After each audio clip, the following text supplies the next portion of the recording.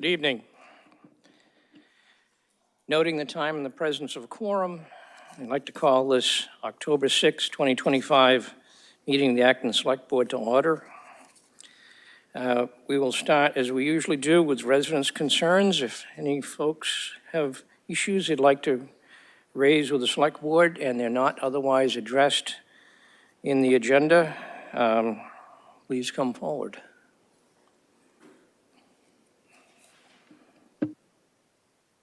We're going to be enforcing a 3-minute rule for comments. Thank you. Hi again, folks. I was going to set a timer on my phone to help keep us on track.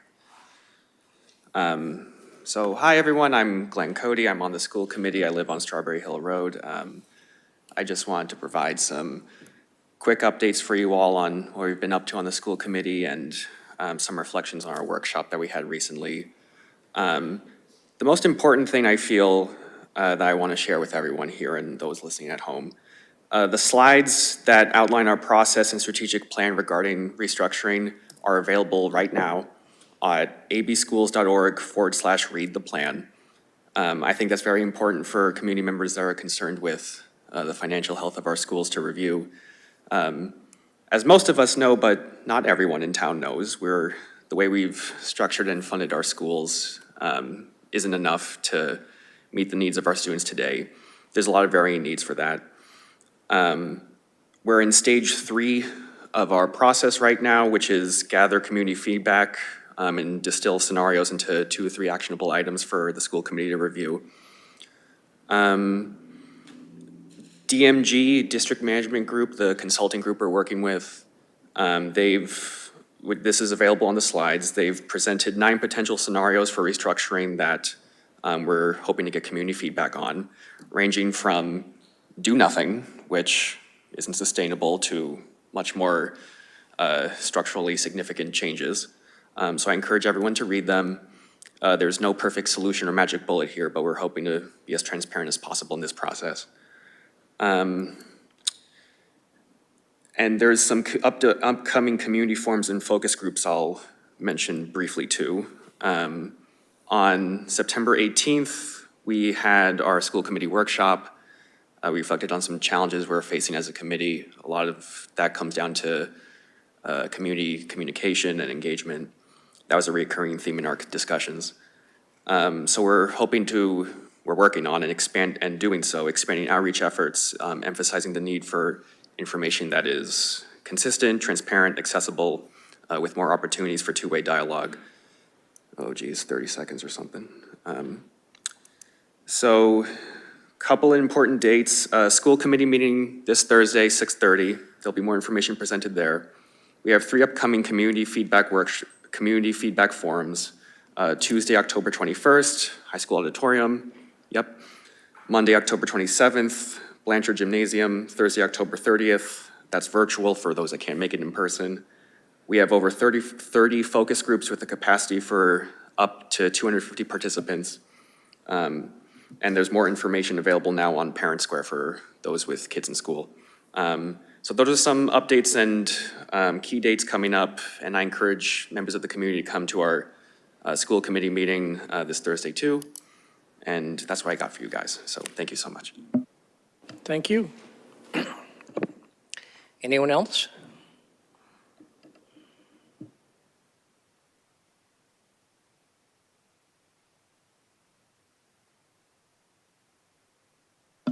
Steve Lewin, Berlin, 21 Half Moon Hill, Acton resident. I'm wondering if there'll be time for comments during the agenda. In particular, I have comments about item 5 regarding the enforcement of policies through the police department. Yes, we will have some time. Then I'll reserve my comments till then. Thank you.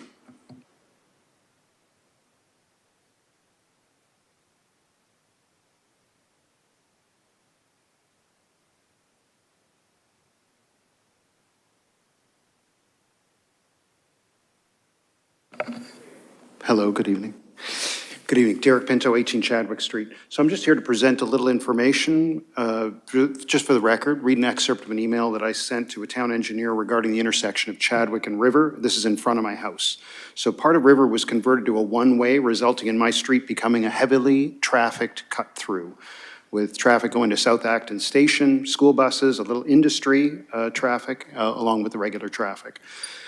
I must stress, so this is an excerpt, I must stress that the current conditions present a serious and immediate safety hazard. There have been multiple near misses at this intersection, with vehicles narrowly avoiding collisions when exiting our driveway, aggressive drivers swooping around the corner at high speeds, and pedestrians, including myself, almost struck while walking. So residents' concerns have been serious enough to prompt an increased police presence to monitor speed and unsafe driving, yet these measures alone cannot prevent a potentially catastrophic accident. Signage alone has proved insufficient. I urge the town to take a comprehensive approach immediately, including a full-out evaluation for traffic calming measures and the long overdue completion of the intersection redesign. I know that a partial redesign was started nearly 2 years ago, but has yet to be completed. Temporary blocks and signage still remain. The urgency cannot be overstated. The current situation puts residents and drivers and children at serious risk every day. Respectfully request that the matter be prioritized for immediate action. So I've exchanged emails, multiple meeting dates, proposed 5 of them. They were all rejected. We finally landed on a meeting date tomorrow for a town engineer to come and visit. It's 1 month to the day when I sent the email. I did ask some questions, none of which have been responded to over the last 3 business days, which include, wasn't anyone else on the thread available to meet over the last several weeks? As the projects are still in the 25% design stage, how will design be advanced without secured funding? When do we get to timelines and deliverables? Where does this project fall in the priority list? And is it common practice to move ahead with multiple projects when designs are only 25% complete with no confirmed timelines for design or project completion? So these are the questions that I posed. I'm looking forward to the answers. I'm scheduled to meet with the town engineer tomorrow. I'll be happy to update you at the next town meeting. Thank you very much. Anyone else? Okay, we'll move ahead. Chair update, town manager update. The updates I have all are going to be covered within the body of the agenda. So I'll bounce this over to the town manager. Good evening. I just wanted to call folks' attention to the multiple newsletters that we publish every month, and in some cases more frequently. We've been doing our best to try to consolidate that for folks that are interested. Last week, on October 1st, we published the Municipal Monthly, and we also included links to the Acton Business Boost, the Recreation newsletter, the Council on Aging newsletter, and the library newsletter. So we're trying to share a lot of information, and I encourage you to check that out. I also wanted to just mention briefly that we have a new design for the Municipal Monthly, thanks to Sophia Darsh, who is one of our newest employees. She's focused solely on outreach, and I just wanted to mention, thank her for that update. Thanks. Thank you. Updates from board members. Alyssa. Thank you. I just have a couple of brief updates. First is that the state's Department of Public Health has posted Acton's risk level for West Nile virus as high. So there's a lot of information on the town website about avoiding mosquito bites. And also the Water District will be having a grand opening of the 549 Main Street property on October 28th at 2 p.m. And I'm sure during agenda item number 4, we will be hearing some more about that. Jim. 2 things. A short update on gas pipelines, which we've wrestled with in the recent past. With the permission of the town manager, I plan to be meeting with the new town engineer, Evan White, and the sustainability department to gather information about how we currently work with National Grid around their plans to replace or repair gas pipelines. I hope to come back soon to the board with ideas for policy improvements for the board to discuss. The second item was, you may remember the long-term select board goal, work with volunteer coordinating committee to create a plan for the future of volunteer recruitment and onboarding that includes improved orientation and streamlined reappointment process. Alyssa and I have done some preliminary brainstorming on this topic, including some communications with the volunteer coordinating committee chair, and we hope to have some ideas to discuss with y'all at the next meeting. The only urgent item that we plan to discuss with you then is the idea of a letter to all current board and committee members to look for a few people to serve on the VCC for at least for the next fiscal year, to fill up the vacancies that have made it hard for the VCC to achieve a quorum. But we'll come back with a formal motion in 2 weeks.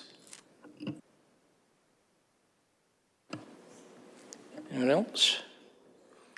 Okay. Item number 3, Mr. Manager, would you care to address that? Yes, we have a lot of people that volunteer to participate in our local government, and there are a lot of rules that people have to follow when you participate in local government, and our town council, Nina Pickering-Cook, is going to be hosting a training in this room, 2 of them on October 14th. There'll be one during the day, and there'll be one that starts at 5 p.m. The second one is going to be recorded on ActonTV, so if you can't make it to either of those, hopefully you can check that out. This is an update on not just open meeting law, but public records law, and all the other things that committee volunteers need to know to keep up with what's changed in municipal law and some of the things that have always been requirements, but sometimes people struggle with. So I hope that you can attend. If not, please check out the recording afterwards. It's Tuesday, October 14th. And thanks to Lisa for coordinating that. Thank you. Alyssa? Thank you. So as the board knows, I've done my best to provide regular updates during member minutes about business at the Acton Water District Commissioners meeting, which I often can't attend, around PFAS and the construction of those treatment plants, and also drought and outdoor water restrictions.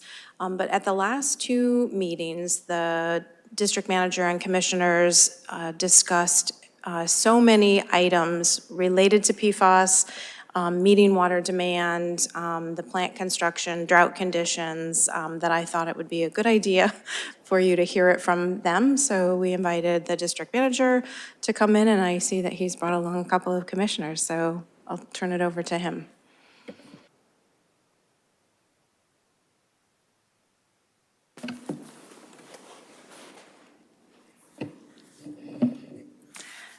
Good evening, my name is Erica Lynn. I have an Old Stonebrook, and I'm an Acton Water Commissioner.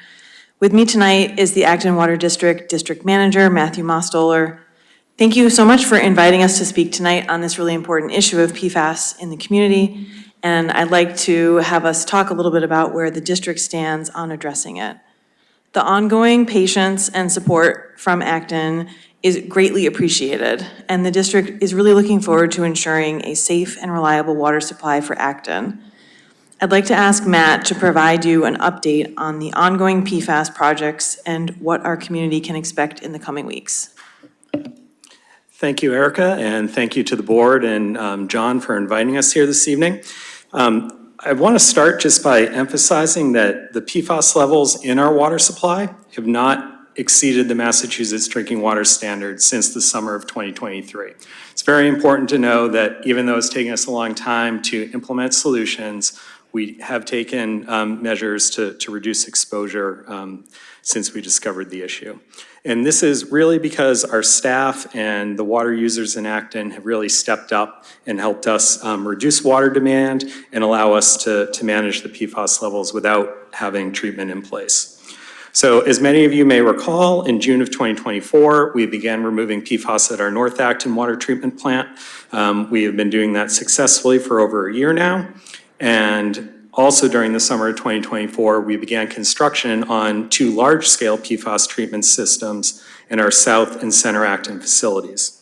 Although these projects are not yet complete, we're gearing up for the very final stages of those construction projects, which we consider the commissioning phase.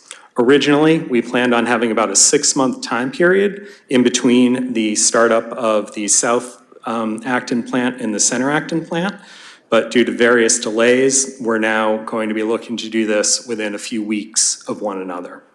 So, to Alyssa's point, we do have a lot going on, and to support that work, we need large volumes of water in order to condition the PFAS filtration media, which is granular activated carbon, or GAC. And in addition to that, we'll have to prove that both the new systems and the existing systems work as intended, and that requires us to shut them off from the system and prove to the state regulators that that system works. And for perspective, the South Acton treatment plant generally supplies about 60 to 80% of the community's water needs. So that's a pretty significant change that we're going to be trying to accommodate in the coming weeks. So we do have some plans to help us do this. One of those is to increase pumping at all of our available treatment plants. This may include using our sources in West Acton, and two things may result from this. We may see some discolored water throughout town, and we may see our PFAS concentrations go higher than they've been over the past 2 years. We're also working with the state of Massachusetts to get our 2 new bedrock wells at the 549 Main Street property operational. We collected bacteria samples there today, which is one of the final steps before we get that approval. And we hope to be able to turn those on into the system before that filtration media arrives in Acton. We'll also be attempting to reduce water demand during this period.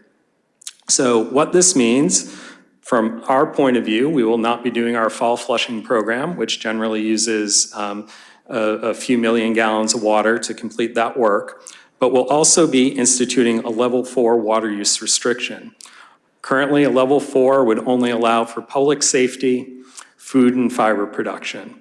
The good news there is, by the time we get into the end of October, a lot of discretionary outdoor water uses are no longer necessary. So hopefully that will be less impact on the community than originally thought.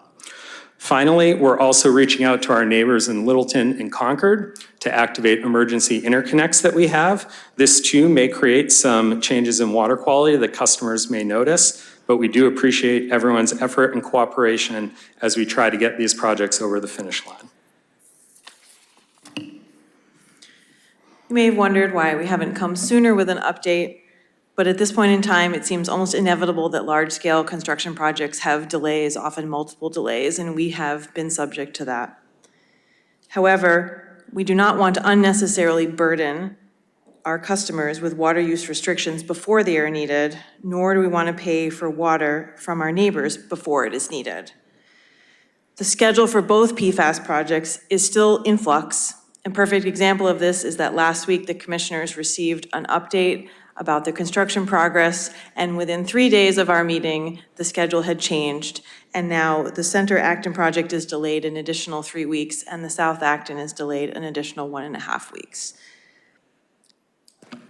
With that said, as of this afternoon, and this again could change by tomorrow morning, but right now we're anticipating our Center Acton plant receiving media starting on October 27th. And we anticipate receiving media at our South Acton plant beginning on November 5th. This schedule will be fine-tuned as we approach late October. And again, as I mentioned, by pushing this out towards the end of the month, hopefully it'll be less of an impact on our customers as we ask them to reduce water demand.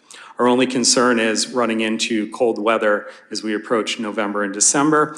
But our hope is, optimistically, that we can wrap up both projects and be fully operational by the end of November. Realistically, and based on my years of experience with projects like this, really, I'm hoping that we can complete it by the end of calendar year 2025.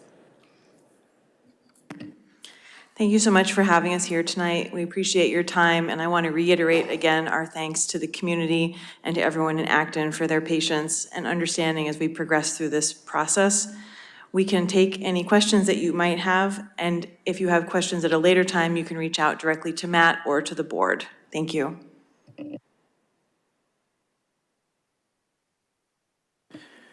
Thank you. Any questions from the select board? David? Thanks for coming in, and thanks for all the work on these projects. So you mentioned that the media coming in on those 2 dates, where I think you said October 27th and December 5th. That's filter media, obviously. How long will does it take to do those tests with those plants offline? Is that a week or some days, or? Yeah, so it was actually November 5th, not December 5th, David. One thing with this type of filter media, unfortunately, it's very unpredictable in how long it takes to condition it. So generally what happens is it comes in, it makes your water, the pH is really high, and you need to run that until you get a stable pH. And we also have to do some testing, which once the pH is stabilized, we can send those samples out, try to get rush service.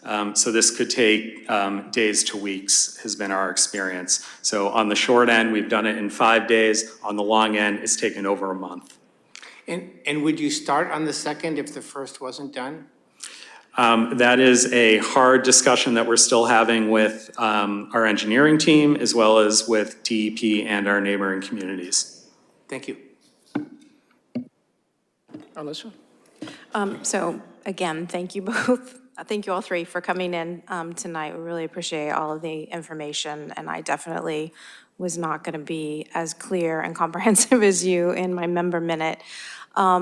Will you communicate to customers and how in the lead up to expected water discoloration or other changes if we end up having to buy water? Because one thing that we do in my household when we know is, we plan our laundry so we don't have to do laundry when the water is discolored. And we also can fill up containers from the tap before that change happens so that we have, gallons on hand for water. I'm just wondering if that is an email to the email address that you have on bills or on the website or Facebook page or all of the above? Yeah, so first of all, we're trying to hone in kind of our messaging there because things are in flux. There may be different impacts based on different decisions that we make. But yes, we'll be using all of those tools. We may also consider using the reverse 911 system that the town utilizes. We don't generally use that unless we have something very important, but where we are anticipating the potential for some widespread impacts, that may be a conversation that we have over the next couple of weeks.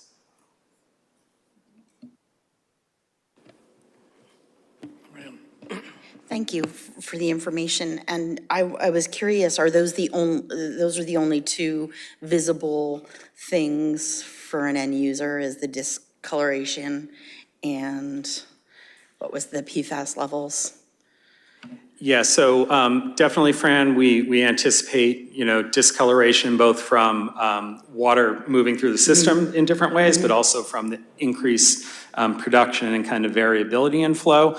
So certainly that will be the number one thing that folks can see. The PFAS levels, they might not know are elevated until we've completed testing and they come back higher than they have been. I will say that concentrations have been increasing over the summer, most likely due to the drought conditions that we're experiencing. So we're at a very fine line right now in terms of compliance. And if we increase pumping, we are anticipating those numbers to go up.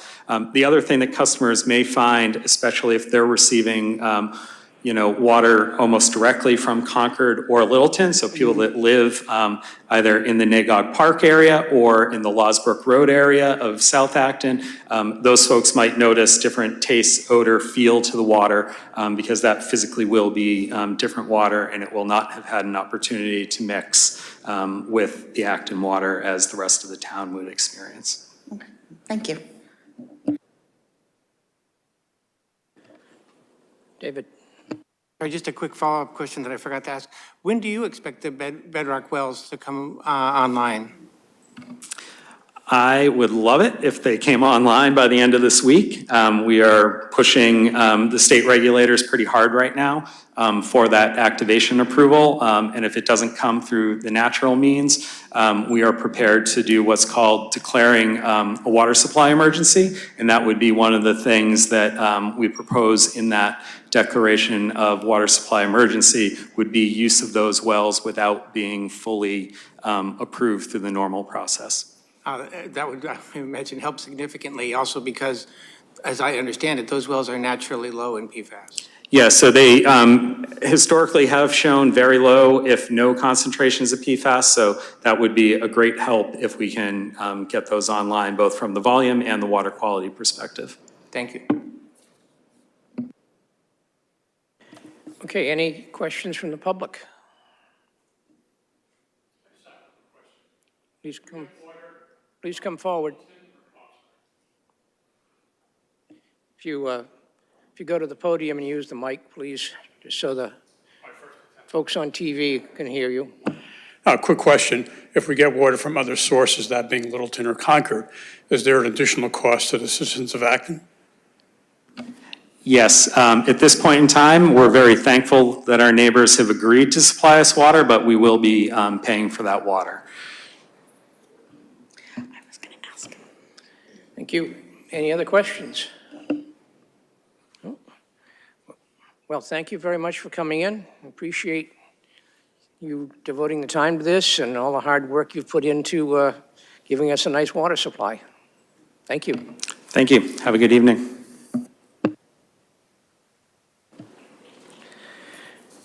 All right, we have I have to do a legal notice for public hearing in about 4 minutes, so there won't be much time to take up any other items. Let's jump to item number 8, approve historic sign for 17 Woodbury. Thank you. This is the building behind Town Hall that hopefully you notice is starting to look really nice. There was some debate about what the historic sign should reference when it talks about the original owner. The select board was presented with this question about a month or two ago, and you asked that we bring it to the historical commission, who has since discussed it, and they recommend that the sign be called Asaph Parlin, who they believe to be the appropriate person to have that name, the building reference as the original owner. And there is Barb Rhines, our cultural resource planner, holding up the sign that we will put on the building if you approve doing so. Thank you, David. Yeah, I happened to attend that historical commission meeting, and they said that even though Asa Parlin did live there, Asa Parlin never owned the house. And there are actually a couple Asaphs, so this sign doesn't distinguish which one. Asaph Parlin was probably the original owner. It's a little bit difficult to determine, without no doubt. But anyway, they recommended this, and I think it's a good thing. I'd be happy to make a motion that we do that. Please do. I move to approve the historic signage on the 17 Woodbury house that says Asaph Parlin as recommended by the Historical Commission. Second. Moved and seconded. Any discussion? Not all in favor of the motion, please say aye. Aye. Yes. Opposed? Abstentions? Okay, approved. I will start reading the issue about the 6:30 use special permit. 6:30 PM use special permit for Moran Cameron Group, Inc. to redesign and expand the existing parking lot at 60 Powder Mill Road. That's application number 03/19/2025-495. The applicant has requested a continuance to November 3rd at 2025 at 7:10 PM. Could I have a motion to move that hearing? So moved. Second. Moved and seconded to continue the hearing until November 3rd, 2025 at 7:10 PM in this room. All in favor, please say aye. Aye. Opposed? Abstentions? Okay, so moved. We now have a half hour before we have to start our next site plan special permit hearing. So I'm hoping that that will be sufficient time to hear an update from our police chief about recent enforcement activities. Jim. Thank you very much. Thank you to the board for having me.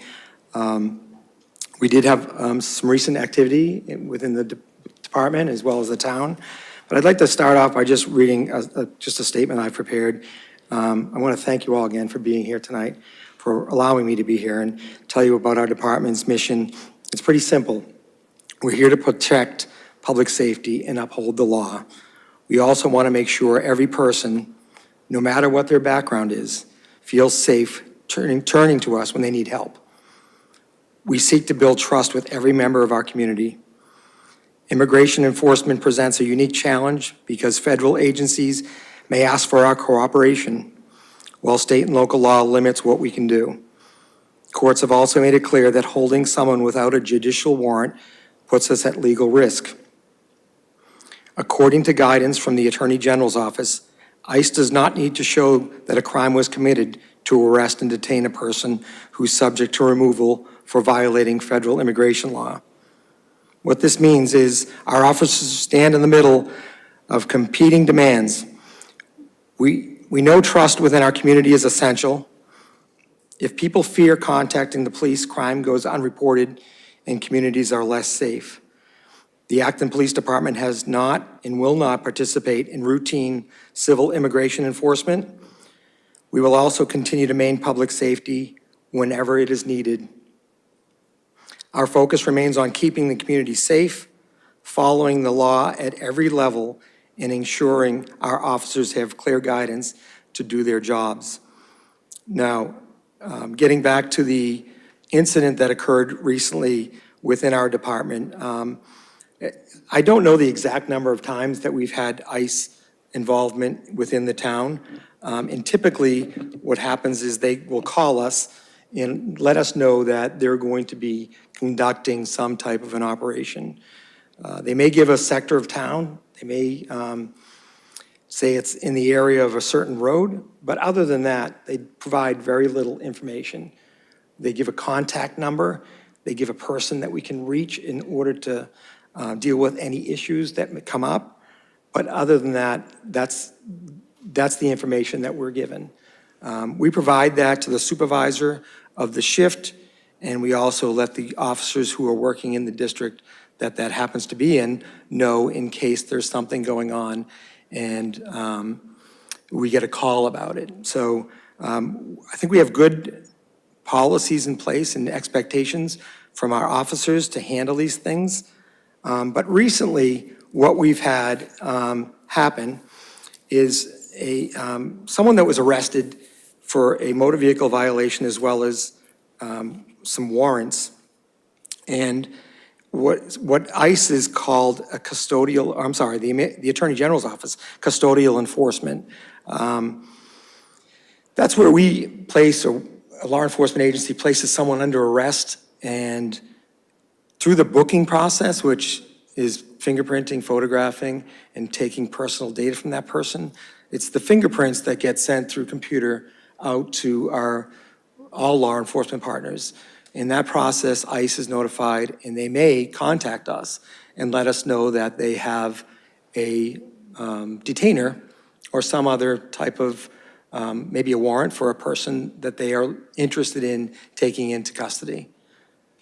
At that time, we continue to do our booking as if we didn't get that notification. There's nothing that we change at that point to hold a person. If we do a booking and the person's ready to be released within 30 minutes, we'll let that person be released as they would be, as anyone else would be.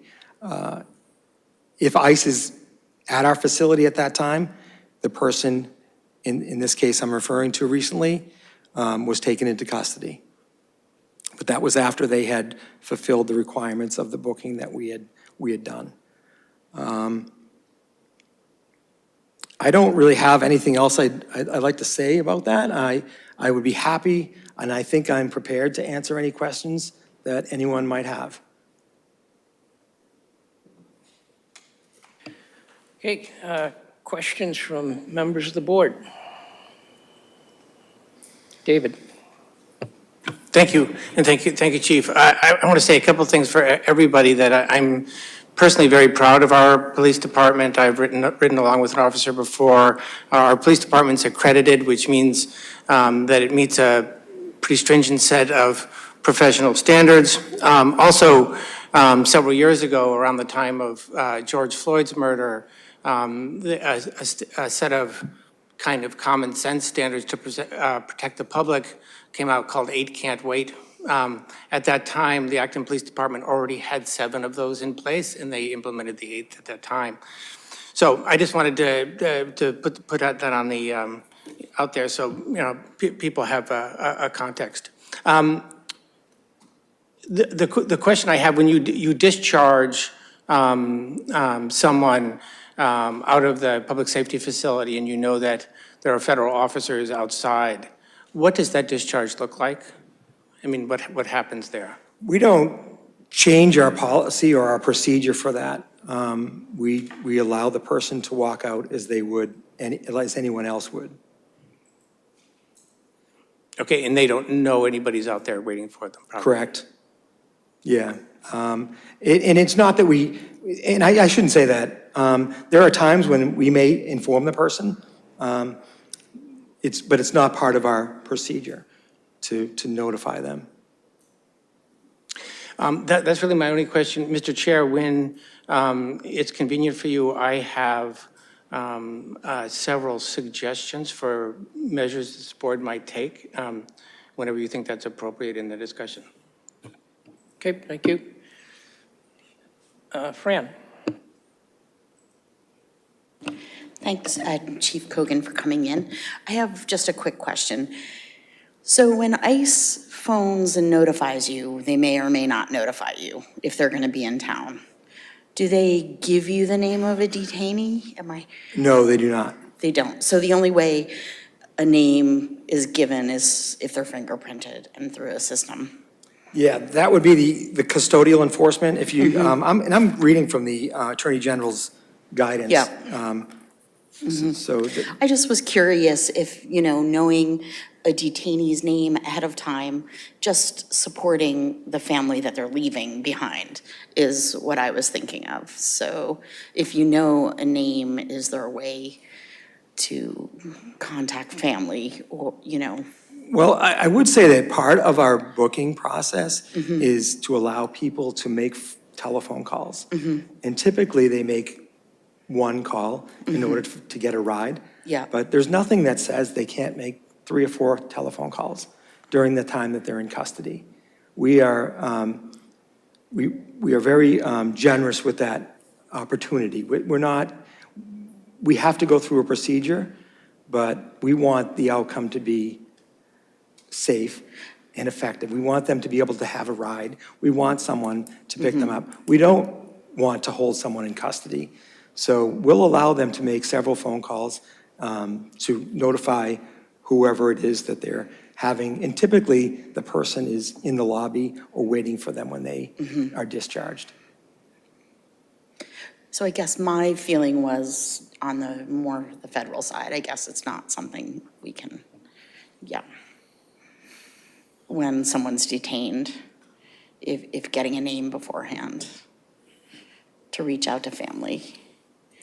Yeah, I mean, I think that's something we could easily do is if there is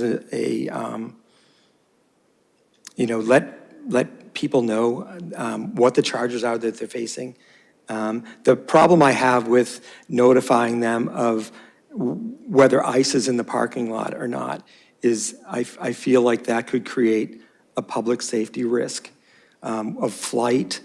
I know the Weston Police Department had a recent incident where someone fled from the state police barracks and was running through Westford and being chased by ICE agents in a tennis club area after the person had escaped. And I would not like to see something like that happen, or someone possibly get hit by a car running across the road trying to escape from our facility. Or if someone were to call a group of people and then have a large confrontation within our public safety facility. We try to look out for the well-being of everyone involved in these situations and do the best that we can to keep it safe. You're welcome. Jim? I had questions about a couple of scenarios. Sometimes people show up with, masks and no ID and say they're from ICE, but they're typically not showing ID. If I'm observing that, it seems like I have a responsibility to report a possible kidnapping, or I'm wondering if you had any guidance on, hey, someone with a van dressed up in pseudo-military looking outfits is pulling somebody away from their place of work. How do we identify whether that's an illegal activity or not, and how would the police be involved in that? I would say to follow the guidance in the Attorney General's pamphlet. It's on the Attorney General's website for immigration, Know Your Rights. I think calling the police if there's a question, certainly if you want to film or ask people what their names are or what they're doing, jot down the license plates of the vehicles that may be involved, and phoning that into 911 so that we can confirm. As I said in the beginning, the ICE agents typically will notify us prior to being in town, so we'll be able to look into whether or not that appears to be false or a kidnapping, as you said. The other scenario I was concerned about was, it seems that in some other cities, the detention of people falls into areas that seem to be illegal, with the level of force used, or the deceptions used, or the lack of information, or the lack of civil treatment. My impression is that, and I want to check this out with you, is that the best we can do in those situations is to observe as much as we can, take photographs, take movies, write down things, and that it would not be the role of the local police to do any enforcement against ICE agents who appear to be doing illegal things. But I wanted to check that out with you. Was that a question, or did? It's my impression, and my question is it true that it would be, we should not expect the police to be intervening to prevent what looks on the surface to be illegal activity by ICE agents? I would, again, if there's a question about what someone's doing, and it appears to be there's no police or identifiable people, I would suggest people call the department. I think if there's a question of the tactics used by the people involved, I think a complaint can be filed, again, using the guidance. I think there's a number or a website that you can go to file a complaint or lodge a complaint if there's something that seems out of the ordinary. I would certainly expect if someone sees a member of the Acton Police Department acting in a way that is inappropriate, that they call the police department and ask for a supervisor. We also have a complaint form on the town website. If someone has a complaint about the way an Acton police officer acts, we will look into that immediately. Thanks so much, Chief Cogan. Alyssa? Thank you, Dean, for letting me speak, and also thank you, Chief, for coming in to talk to us and answer questions. I had my own notes prepared, but something that Fran asked about the information that you get when you're notified that an operation is going to take place in town. It's very little information. However, I think that the data that could be gathered might prove useful in future, legal proceedings. I'm thinking of the example of the man who was taken from a place of business, and it was later determined that the detention was based on inaccurate, outdated information. So I'm wondering if the police department who takes that call, notifying us of an operation that's to be conducted in Acton, if instead of just taking the information, we can pose questions for additional information. So Fran mentioned a name. Perhaps there could be a question that the police can ask about the reason for the operation, or the basis for the deportation proceedings. Why is that person an interest? And just having that data might prove useful later down the road. And I'm wondering if that is something that our policies and local law enforcement protocol would allow. Like, I always think it can't hurt to ask, the answer can, the worst answer is, no, we're not gonna share any of that, but it doesn't hurt to ask. Yeah, But maybe it probably does. not going to share that information or ask that information. Unless directed differently by legal counsel, I think we're better off doing what we're doing. It seems to be working. This is happening in Acton as well as all the surrounding communities. I'm in contact with the Middlesex police chiefs on a regular basis. We meet monthly. We discuss these things. We also get guidance from the Mass Chiefs of Police. I think we're all following it very closely in trying to do the best we can to stay kind of in our place and focused on public safety. The thought of asking, or if that information happens to be, I should probably not do this, but I will. Let's give a scenario of someone that might know that person is an officer or a dispatcher, and the risk of that information getting to that person and interfering with the ICE operation. I don't want that to happen. Although that I think is a big stretch and very remote, that's something I would think of. I don't want us to jeopardize our trust, I guess, by having that information and the possibility of it leaking out some way.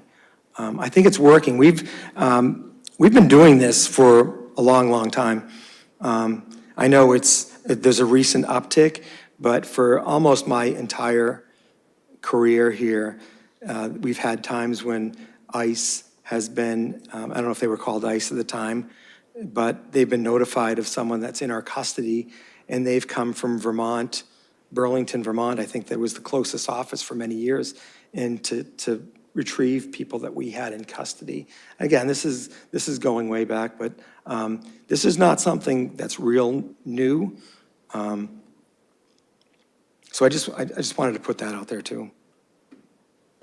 So I wanted to just follow up with some of my thoughts that I prepared in anticipation of this discussion.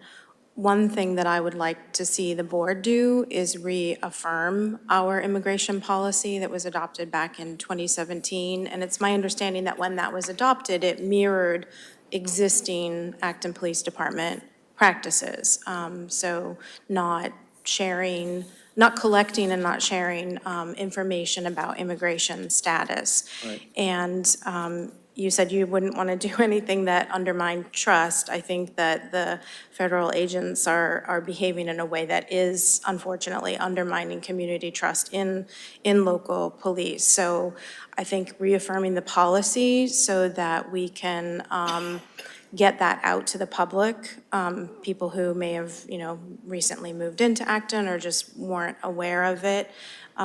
Boston has something similar, the Trust Act that was adopted in 2014, and in December 2024, the council voted unanimously to reaffirm that policy.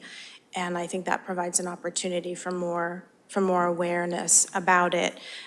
There's also been some discussion by the former head of Boston's field office, and he's now the acting director of ICE, Todd Lyons, sharing that local law enforcement were feeding intel to ICE agents. And, the mayor has said there's no evidence of that.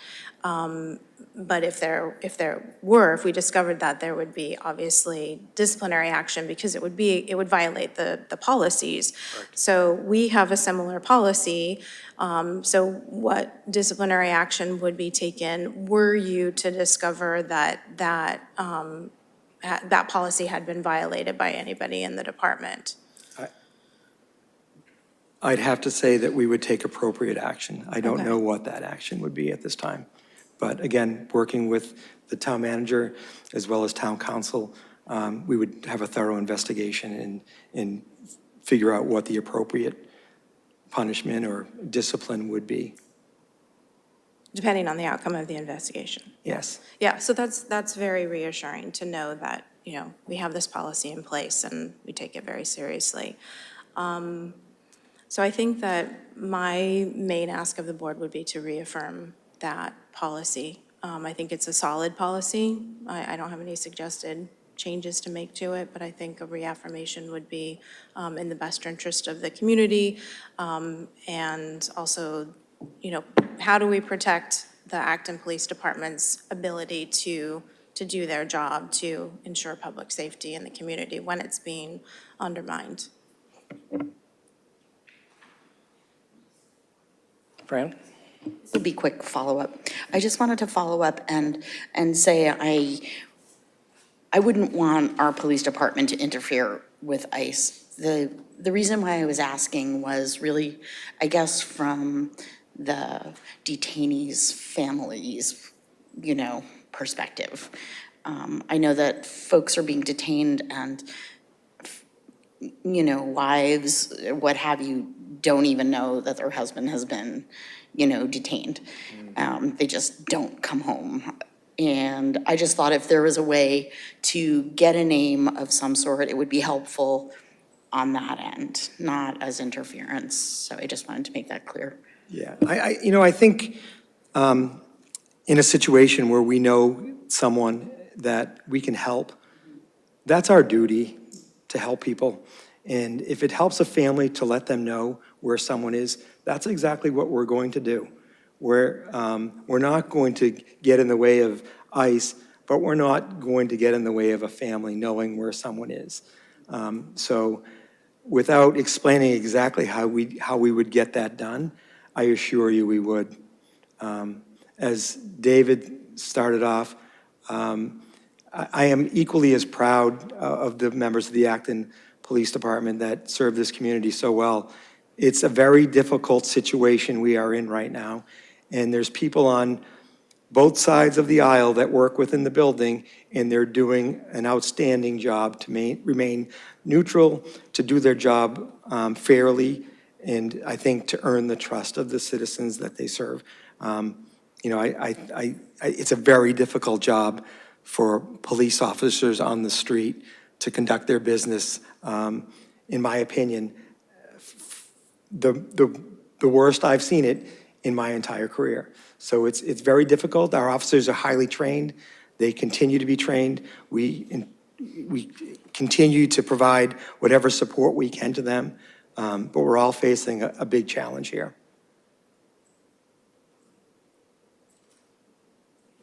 Thank you, Chief. I'm going to open this up to the public. and get some input. David? So I was wondering if I could make my comments as what the actions this board should take first, because people may also want to comment on those as well. I'd like to do, I mean, we could do it later, but then we may need another round of comment.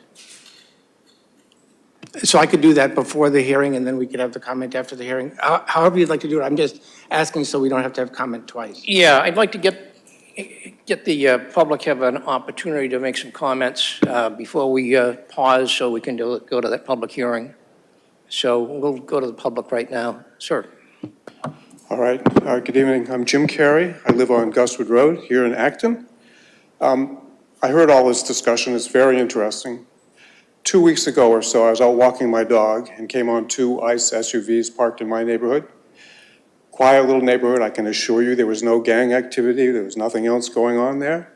And then we look at what's happening at a national level with, as Jim pointed out, masked officers who aren't identifying themselves, who are taking people and moving them across the globe, clearly without any inference of whether they belong across the globe or not. The assurance I would like from the Select Board and from the Police Department is not that you're not working with ICE if you need to, but that you are operating with them at the minimum level at which you can interact with this federal agency, because, in my view, they are not a trustworthy organization at this point. Can you answer that or address that question at all? I'd like to just move ahead. Thank you for your comment. We'll have a chance for a little more discussion later on.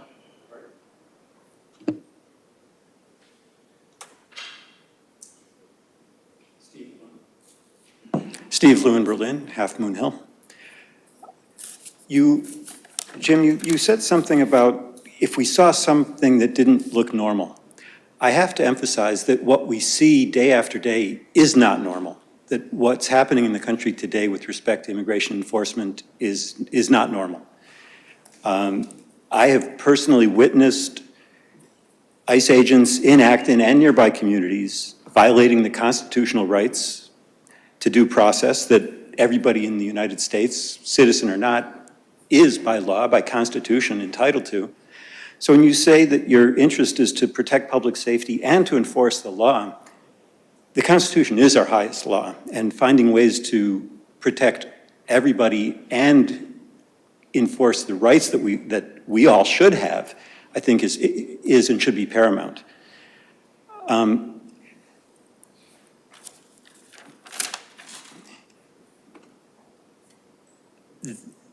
I'm happy to hear that there's a move to reinforce the policies in place. I think they're an excellent start. I don't personally think they're sufficient to provide the kinds of protection that our neighbors are entitled to. And so when we talk about enabling people to observe their own rights and for other people to observe them, things like notification of those rights, things like the ability to have somebody come to document what's happening if rights are being violated, the ability to have safe spaces. For example, my understanding is that in a business, areas that are marked as staff only are not areas that ICE can legally enter without a judicial warrant. I'd like to ask if the police department has areas which are staff only or areas that are not open to the general public and therefore also not open to ICE agents entering, so that people who might be released from custody know that there are some areas where they are not immediately subject to being picked up. I think there are a variety of other options that would help us protect the safety and enforce the laws of our country. Thank you. And I look forward to hearing David's suggestions, and I hope that there's going to be opportunity to have additional public comment on other concrete things that we as a community can do that is consistent with law and consistent with the protection of everybody's rights. Thank you. Thank you. Stella Coe, 11 Guswood Road. Oh gosh, sorry. I'm not good at this on the fly, so I appreciate everything you had to say, Chief Cogan. But I guess I don't feel safe, and I don't feel safe for my neighbors, because I know that there have been people who were abducted from Acton and their families were left alone. And if our police force is supposed to keep our community safe, then what happens to those children? If there's no support for them, or you can't offer some way for them to, to be supported when that happens. And I think that we're asking citizens to be the documenters and put themselves on the line, which I don't mind doing, but I feel like you're the police. You have more power and more,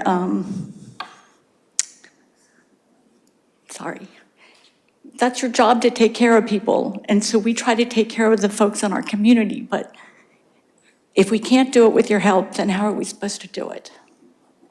Thanks.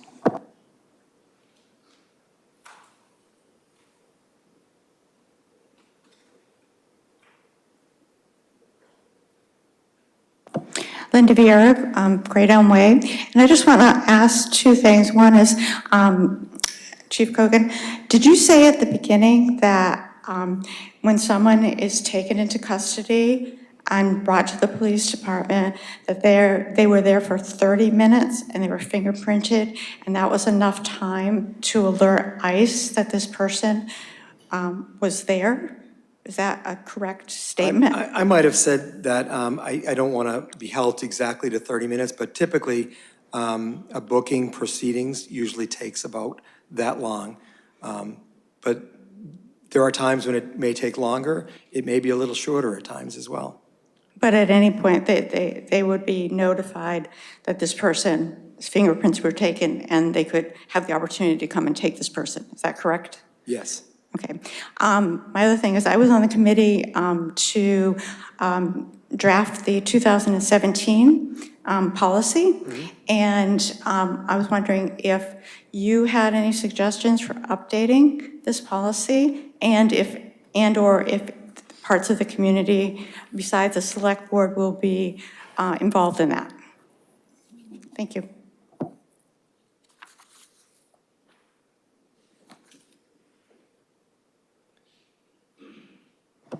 Miriam Lezak, High Street. Thank you, Chief Cogan. I understand that you're in an incredibly difficult position in incredibly difficult times.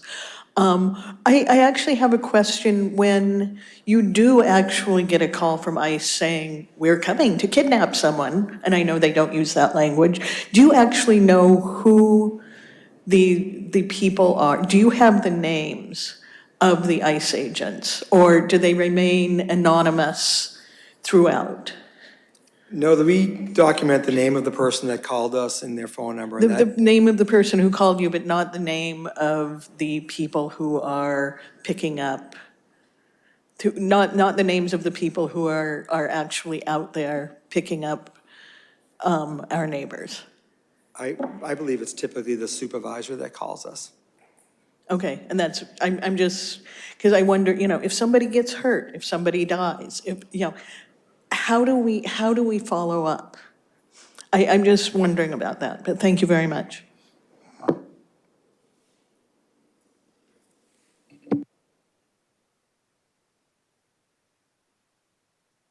Glenn Cody, Strawberry Hill Road. I am a member of the school committee, but I'm not speaking on that behalf. I'm speaking on behalf of myself, an American and a human. I'm just going to read something that hopefully we're aware with verbatim. This is the Fifth Amendment of the United States Constitution. No person shall be held to answer for a capital or otherwise infamous crime unless on the presentment or indictment of a grand jury, except in cases arising in the land or naval forces or in the militia when in actual service in time of war or public danger. Nor shall any person be subject for the same offense to be twice put in jeopardy of life or limb, nor shall be compelled in any criminal case to be a witness against himself, nor be deprived of life, liberty, or property without due process of law, nor shall private property be taken for public use without just compensation. I hope we can all acknowledge that that is the law. And as I find myself listening to what we are discussing about federal agents doing what they are doing, I'm livid. So I just hope we all keep that amendment in mind. Thank you. Thank you. What I'd like to do is suspend this discussion for a bit. We do have a timed hearing that we have to deal with. So, Chief and Deputy Chief, if you don't mind hanging around in the audience for a bit, I'm sure that It's our pleasure. we might need to speak with you again. Fine, thank you. All right, I'll read the public notice.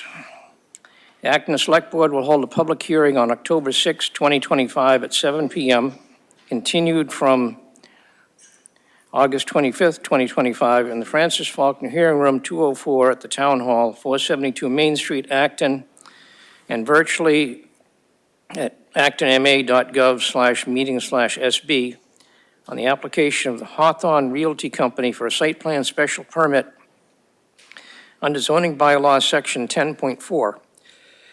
The applicant proposes to combine the properties at 471 Great Road and 465 to 469 Great Road and construct two buildings to be used as building trade shops. No hazardous materials or waste are to be generated on site.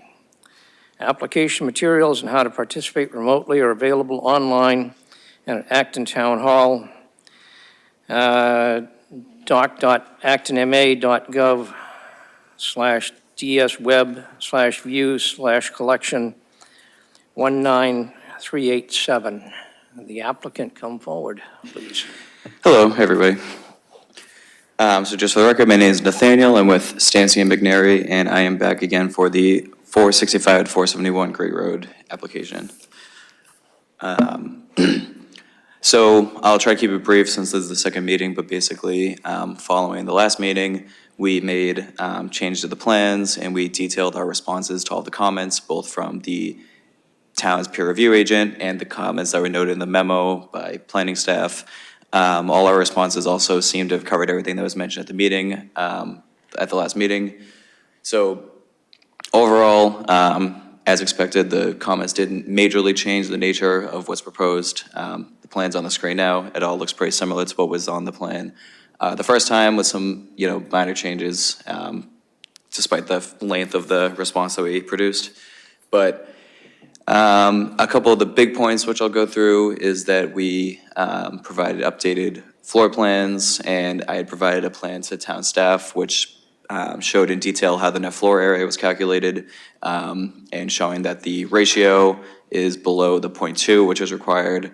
And then we updated the table in the plan, just basically showing that the building we're proposing is allowed, the FAR is under the max allowable limit. A couple other changes include some areas where the pavement goes, and then we also adjusted the number of parking spaces. So we added one handicap space, which is what's required when you have less than 25 spaces, so there's 23 now. Most of the elements of the drainage and grading are all the same. And then there's a little bit of changes down where we're replacing the catch basins that are on our property with deep sump hooded catch basins, so that provides more treatment for the water. We're just replacing the structure in place, so it has a sump, it can have sediment settle, and it's a bit of a higher standard of treatment than what's there currently. And one of the biggest points of our response was that we are avoiding any changes in the right-of-way, and I had spoken to Nate at town staff that what we kind of agreed to was having basically requesting that MassDOT evaluate to see whether an access permit would be required for a site like this, given the changes. It's worth noting that we're expecting much less traffic with this use now, but regardless, we would agree on sending in what I figured out was basically called a request for determination of whether you need an access permit. Probably less words than that is the actual title. But that's something we're fine with, so no changes within the right-of-way are presented. We're trying to keep all of the work on the subject property, outside the property line. So I can go into detail about anything that you would like, but that's pretty much my summary as it stands right now, so I'll hand it back to the chair. Thank you. Thank you. Jim, is this yours? David, I'll let you lead off. Thank you. With regard to the access driveways and things, is the area for the sidewalk in the street right-of-way as well? Yes, yeah, the sidewalk's fully within the state highway right-of-way. And so would you not be able to change that without permits from the state? Is that? Basically, if we wanted to go and adjust it, I'm assuming that, I mean, it's under their jurisdiction, you know what I mean? Like some plan would probably have to be shown to them one way or another. Okay, so the planning division recommends that the applicant remove the width of the two non-conforming access driveways to the extent practical. And then there's more detail in their recommendation. I think that's a good recommendation, you know, even if the width is reduced only within the property line, you know, and I'd like to see what that looks like myself. You know, I wouldn't want to approve that on faith. I think it's as a matter of safety. We've had safety issues already on Great Road that the width that a pedestrian, you know, you said you expect less traffic here, that's great, but then you need less driveway, and the pedestrians need to cross a narrower space. The longer the space, the more that the pedestrians are at risk of being hit, especially in this kind of, especially the wide driveways allow a motorist to come up at an angle to get off the road at a higher rate of speed.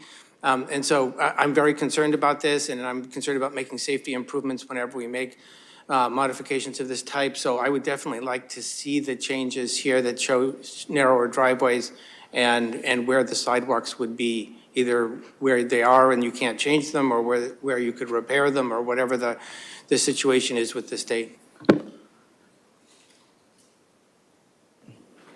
Anything else, David? Okay. Nate, from the planning department's standpoint, do you have any comments you'd like to make? Sure. In regards to the curb cuts or the project overall? The floor is yours. Okay. So I don't have too much to add aside from my memo. GCG did submit their second review just hours before this, so I can summarize that a little bit if you like. Okay. So a bunch of things have been resolved. The vehicle trip calculation has been provided with a new land use code. GCG has confirmed that it is substantially below the threshold for a separate special permit, so that's been resolved. 2 loading areas have also been provided on the revised plans. GCG does note that the one on the eastern side of the site creates a 20-foot wide turning aisle, which is a little bit narrow, in front of Unit G. The typical minimum turning aisle width in the bylaw for 90-degree parking spaces is 24 feet maximum, minimum. So that could create some tight points. So board approval would be required there. Same thing for the second loading area, which is in between the 2 buildings. But it is for after hours, as noted on the plans. So the turning aisle width might not be as important to the board. Board approval would be required for that. And GCG does ask if it would create conflicts with dumpster pickup. That would be for the middle one as well. Okay, thank you. David? Nate, can I just ask, where, are those just your ad hoc summary of the peer review, or is that what you just said written down someplace? That's kind of my summary of it. But it is detailed in the peer review. Okay, yeah, so I didn't get a chance to read that this morning, so, okay. Questions from other members of the board? Alyssa? Thank you. So I noticed that there were comments from the Acton Housing Authority Director that I haven't seen any response to. It seems that the DRB comments were answered, but I'm wondering if you have any info on that from the tenants' concerns.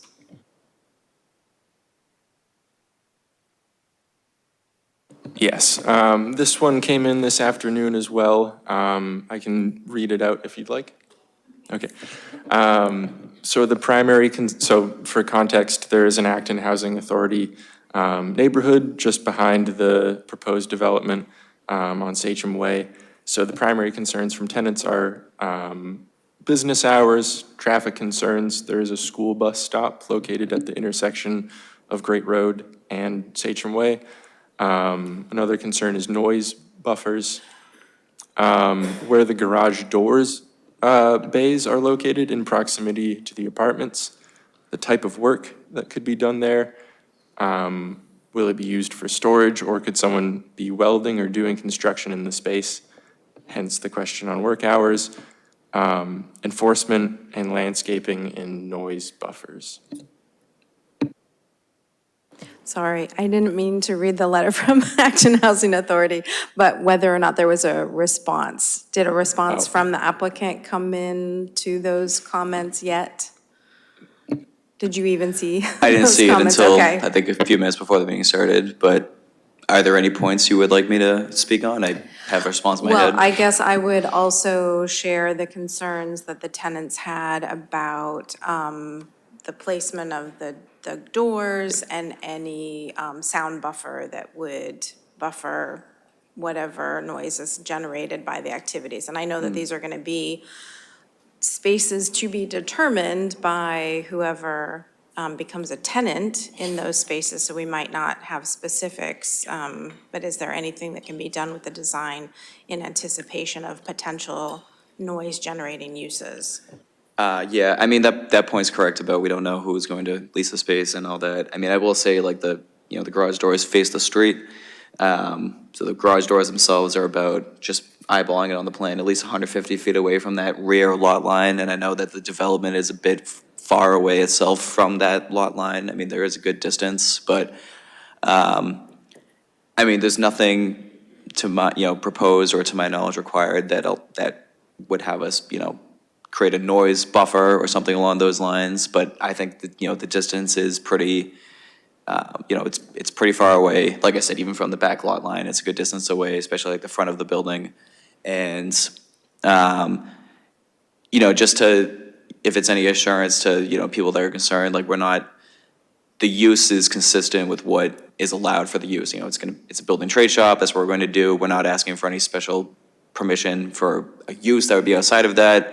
And it's very much our intention to not, have this building be used for something that's not supposed to be used for. So, it's nothing extra we're really doing. We're keeping it to what's allowed, and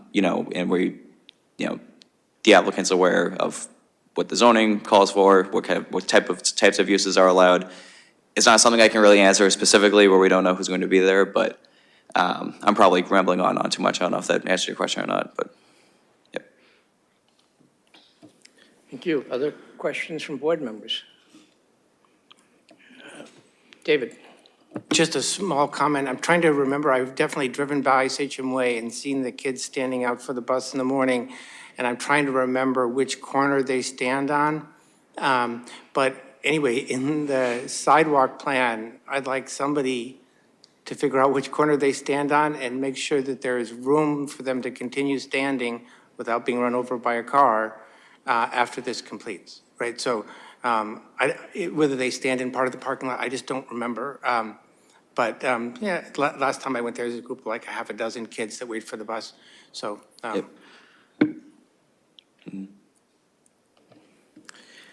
Okay, do we have any questions from the public? Okay, we've got one online. We'll let the online caller in. Hi, this is Tara Rose from up on Mass Ave, and my hand was up for the police thing, but I would like to comment here too. I'm sad that nobody's bringing up the food desert, the lack of the convenience store, and you could set all kinds of terms and stop the project if you wanted to by not approving the special permit. So if you, I urge you to go walk around that area and imagine hammers hitting on metal at 7 in the morning and see if you'd like to live next to that.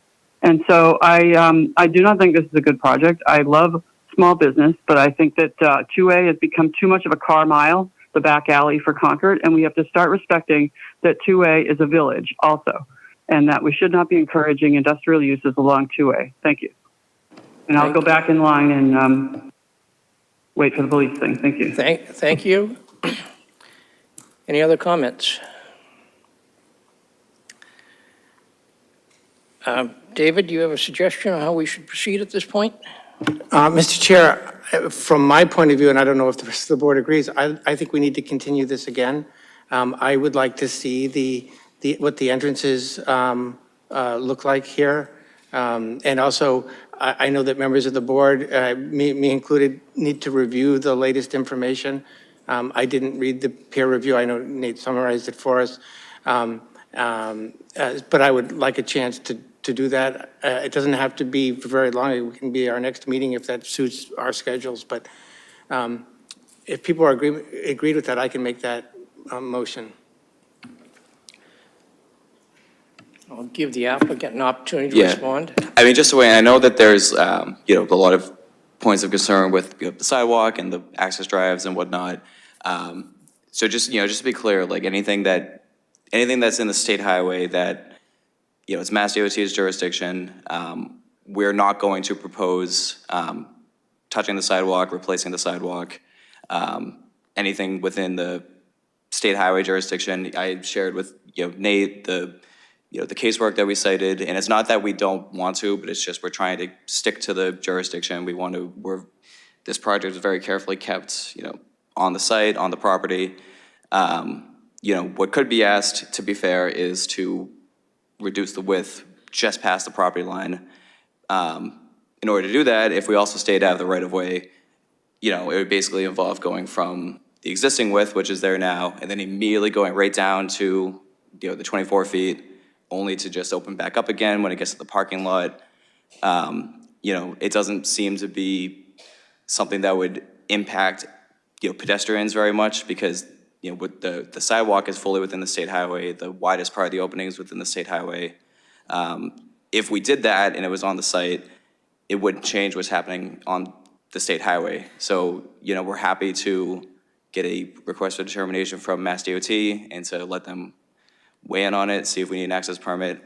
But we very much would like to, not make alterations to the right-of-way, but also not make changes that are just past the right-of-way, just for the sake of making them when we're not making them inside the right-of-way. In my opinion, it doesn't really, it doesn't really make sense to do it if the right-of-way is going to stay unchanged. It doesn't really impact pedestrians if they're walking the sidewalk. If all of a sudden it's less narrow, a few feet to their right, it's not going to change how they move across the sidewalk and within the right-of-way. So, that's kind of, that's kind of my opinion on the matter. If there's other points, I can respond, but I'll hand it back to you. Thank you. David? So I'll note that, again, that the planning department memo suggests the narrowing of the driveways. I'll note that, as we noted before, that there are children that live on the street that's on the corner. They could easily, children walk or bike on the sidewalk in front of this. The narrower the openings, the better. I mean, obviously, the state has their right of way, and what we can do or not do there, that's fine. But I think that we need to have the safest, so if we don't make the changes when a renovation happens, we never make the changes, right? And the openings here are too wide. They're too wide for the business. They're too wide for safety. And I think we need to change them, and so does the planning division. So I would like to see those updates, and so, Mr. Chair, if you'd like, I can move to continue this once again. Let's pursue this a little bit further before you make a motion. Mr. Manager, I think we discussed this before to see if you were aware of any movement with Mass DOT with the intersection improvements of Harris Street and Route 2A. I know our town engineer just got started like a week and a half ago, but I don't know if there's anything you can update us on that as far as any interface between the town and Mass DOT on this intersection. Yes, thank you.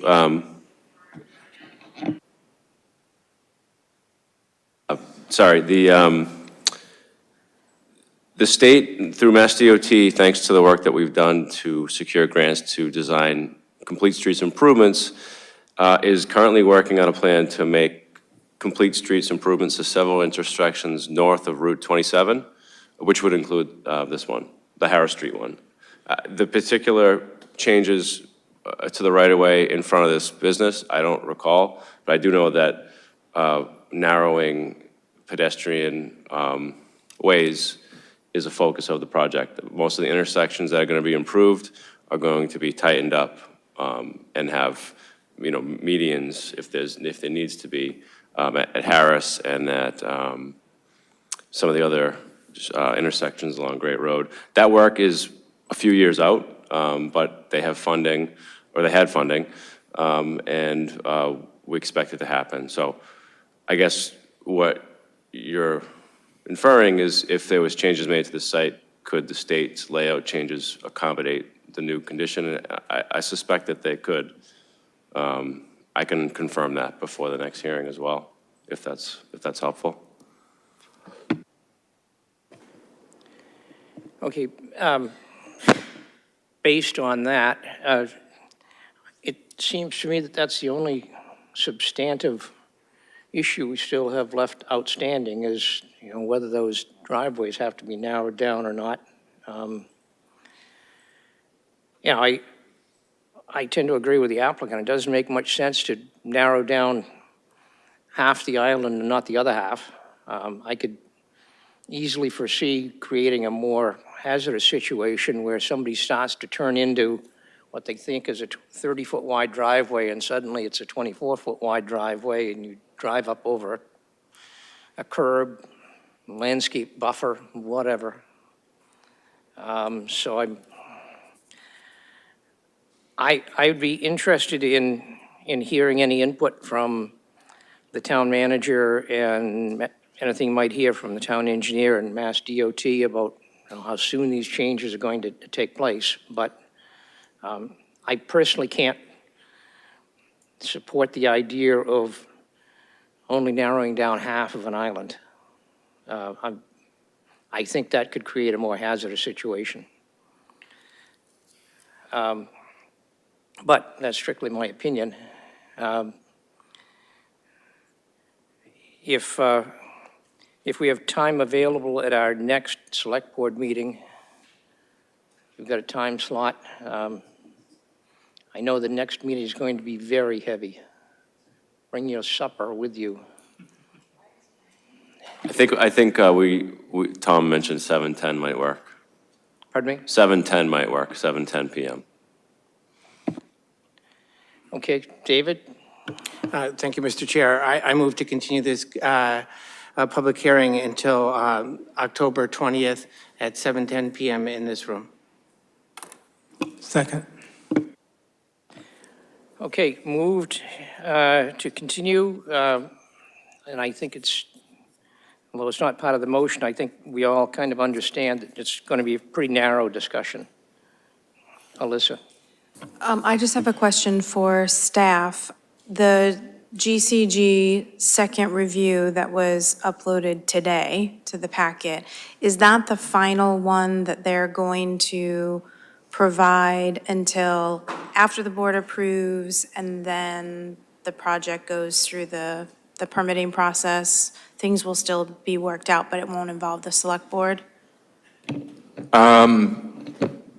It depends on what the select board would want to condition, but they're holding off on reviewing like the landscaping plan just in case anything changes with anything that MassDOT requires.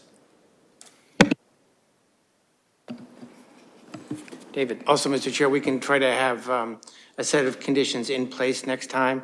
I know the other issue that came up here just today is the tightness of the parking, and one of the things we have to certify is the amount of parking. And so, you know, I can review that with staff and come up with a set of conditions that we can just make sure that the board members agree to or whatever next time. Okay, good. Can I ask a quick question? Is there any interest in talking about the Chapter X waiver that we requested, if next week's meeting is just going to be focused on, you know, the access?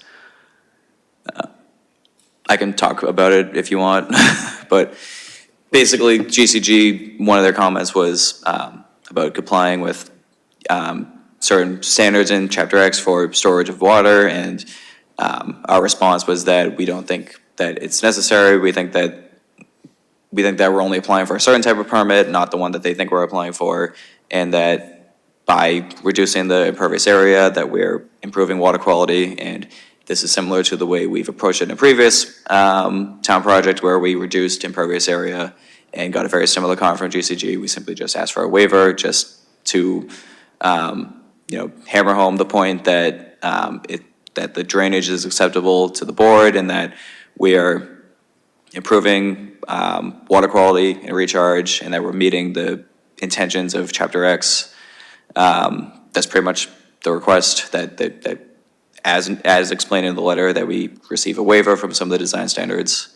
I'm not sure if you want to wait on it or talk about it now, but that was it. Alyssa?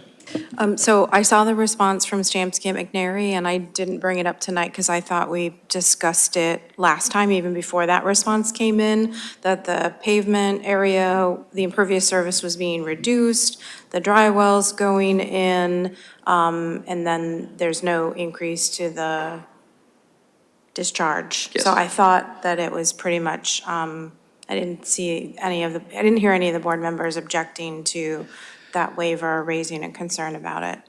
So that's why I didn't bring it up tonight. Okay, well, you're remembering better than me. Sorry about that. Okay, David and Nate, when you discuss this before our next meeting, make sure that we've got suitable response that we can document regarding that Chapter X. Sure thing, Mr. Chair. Okay. All right, we've got a motion and a second to continue this until our next meeting at 7:10 p.m. All in favor, please say aye. Aye. Opposed? Abstentions? Okay.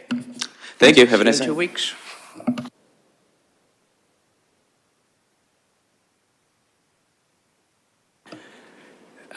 Now, David, you had some comments and suggestions you wanted to make regarding our immigration enforcement? Yes, thank you, Mr. Chair. I have three suggestions that the board can consider as a matter of policy. First is that the area behind the public safety building be clearly designated as employees only beyond this point. That restriction should be enforced and no courtesy should be given to officers of other jurisdictions. Just as an aside, the reason I think that that's important is I think that officers of other jurisdictions should not have the ability to hide behind our police station. If they want to park on the side like everybody else and be visible from the street, that's what they choose to do. That's, by the way, clearly legal for us to do. Second thing is, when someone is arrested by APD and being discharged, they should be told that if federal officers are outside, and in that case, be advised of their legal rights and given the chance to contact counsel. If the individual chooses to contact counsel, the discharged individual should be allowed to follow the advice of counsel.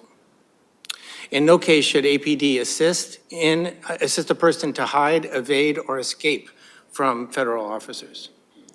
And the third thing is, as I mentioned actually at the beginning of tonight's discussion, that our police department has a duty to intervene policy already, but I would like to explicitly state that Acton Police Department's duty to intervene apply not just to other Acton Police Department officers, but to officers of all jurisdictions, including federal officers.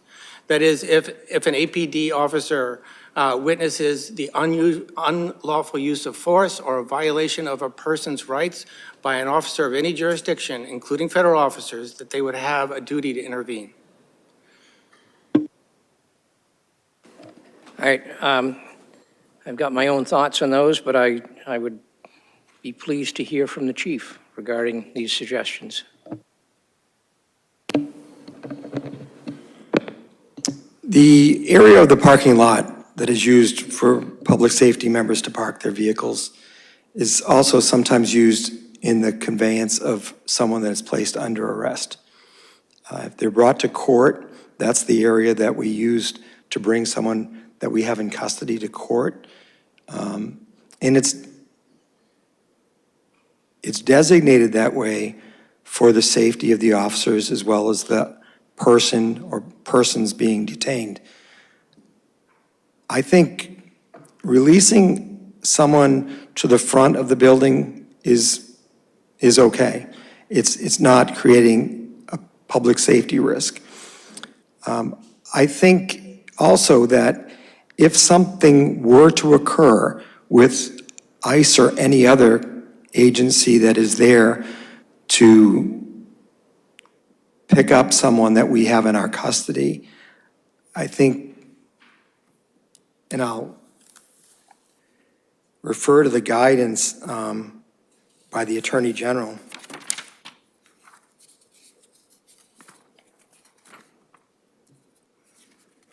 And I think it also answers a question that one of our citizens had raised. Under when can ICE enter people's home or other private spaces?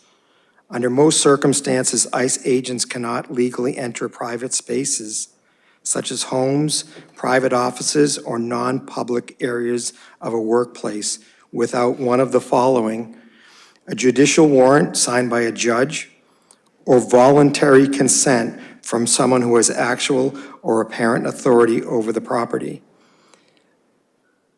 When a shift, let's say a Saturday night midnight shift is occurring, the sergeant in charge has authority over the police department.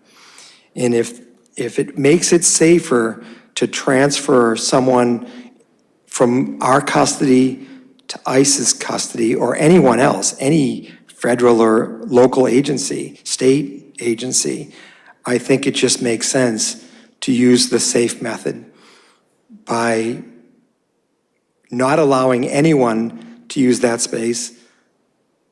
And for that purpose, I think is just making things unsafe. And I will also add that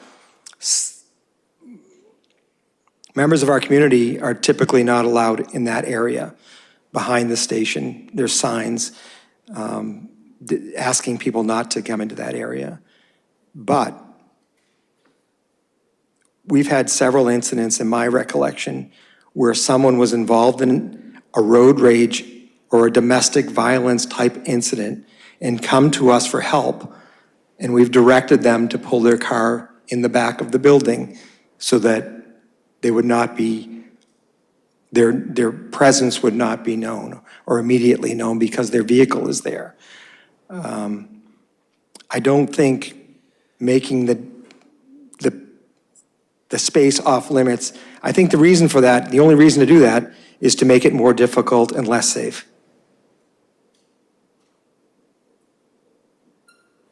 Thank you. I'll follow up and perhaps amplify a bit. You know, I was involved with the design of the existing building. And one of the issues with the police department at that time was make sure that you had a safe area to transfer prisoners. And hence, that's the reason for the construction of the Sally Port at the back, which folks driving by figure it's a garage, but which certainly is basically a garage, but it also allows a transfer of detainees inside the building. And it occurs to me that there might be some situations, especially if there's a crowd gathering outside, that it would make sense to bring in whatever law enforcement agency is coming to pick up the individual, direct them actually inside the building and use the Sally Port to make sure that it's a safe and secure transfer of that person for their safety, for our officers' safety, and for the safety of the general public. So I'm sort of hearing what David said, and I'm putting down a somewhat larger marker saying that we should make sure that we use whatever portion of the building, in my opinion, and in the opinion of the police professionals, is the safest way to transfer people, regardless of who's coming by to pick them up. So I hear what you have to say, David, but you know, I can't agree to it. I would not be in favor of that modification. But certainly, I'm sure we'll hear your thoughts. To me, this is a common sense thing, though, so a couple of clarifications here. This wouldn't interfere at all with anybody being transferred to court. It doesn't interfere at all with anybody being invited in, right? You know, federal officers cannot go in a private space, including an employee-only space, but they can go in if they're invited. Anybody can go in if they're invited, right? So a member of the public just can't walk into the finance offices, for example, but they can go into the finance offices if someone in the finance department says, come here, I want to show you something. That's completely fine. The same thing would be true here, that the police department could invite behind the building anybody that they needed to invite behind for safety. I am specifically concerned about federal officers now hanging out behind our police station in order to be secret from the public, right? And I think things that are clouded in secrecy are inherently unsafe, and I think that we should not engage in those things. So that's just my first point. It's clearly legal for us to do that, and you know, if a court officer, for example, is taking someone to district court, that is, I'm not interfering with that at all. The police just say pull around back, right? And they can do that, right? Because they're invited in. So I'm not interfering with that at all. This wouldn't interfere with that at all. It just stops them from going back there unless they're invited. So would you, look at our 4 fire stations. Each one of them have secluded parking lots at the rear of the building. Could ICE park behind those fire stations? Could they park behind this building? Could they park behind the library? Could they park in the parking lot at the Arboretum? Or are you suggesting that you have such a narrow policy that you're only going after one particular law enforcement agency and one particular building? No, Mr. Chair, my policy said that it should be signed for employees only beyond this point. And I didn't say anything about any other building, right? So ICE is clearly allowed in any public space. ICE could come into this room, right? That's clearly allowed. They can park in the parking lot behind the building and come into this room. They cannot go into the finance offices or the land use offices or the town manager's office or anything else unless they're invited. And this is not unusual, right? This happens all the time by lots of municipalities. If we thought one of the fire stations was a sensitive area, we wanted to restrict it, we could do that, but I'm not suggesting that now. I am only suggesting it behind the public safety facility. So they can go, federal officers can go any place the public can go, and we certainly cannot restrict that. We can't restrict them from the library, for example. We can restrict them from the library director's office. Alyssa. I believe that it's correct, what David is saying about an employees only parking sign not hampering our ability to direct court officers, people who need protection from domestic violence, having the sergeant who has the authority on the shift, being able to invite them to pull behind the building. We know that federal agents are ignoring the legal requirements that protect civil liberties of citizens and non-citizens alike. There's very little that we can do. We were asked by a resident to do as much as, a couple of residents to do as much as we are able. So this seems to be one small thing that could provide more protection of the police department's ability to carry out their duties to protect and serve the community.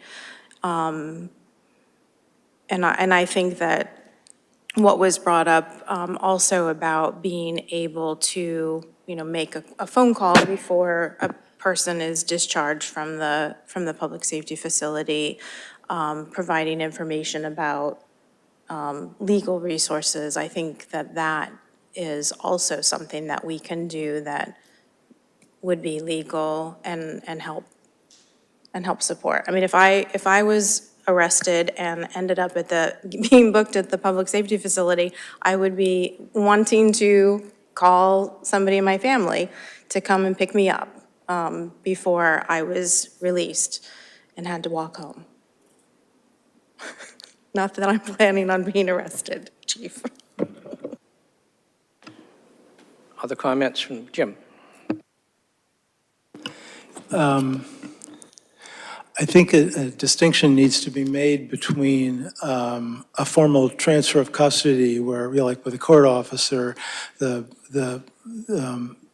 person of interest is under the control of the police department and then is under the control of a court officer in a sort of continuous process that's, well designed to, keep them from running away.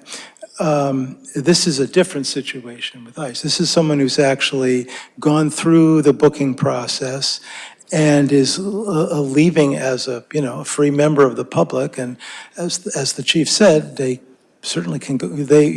Going out the front door is the normal way you go out, and they have the right to go out that way. If ICE officers want to intercept people there, they can be there in person near that entrance to pick them up. To me, that is the. We talked before about how the role of observers is to document what's going on in case there's future enforcement actions.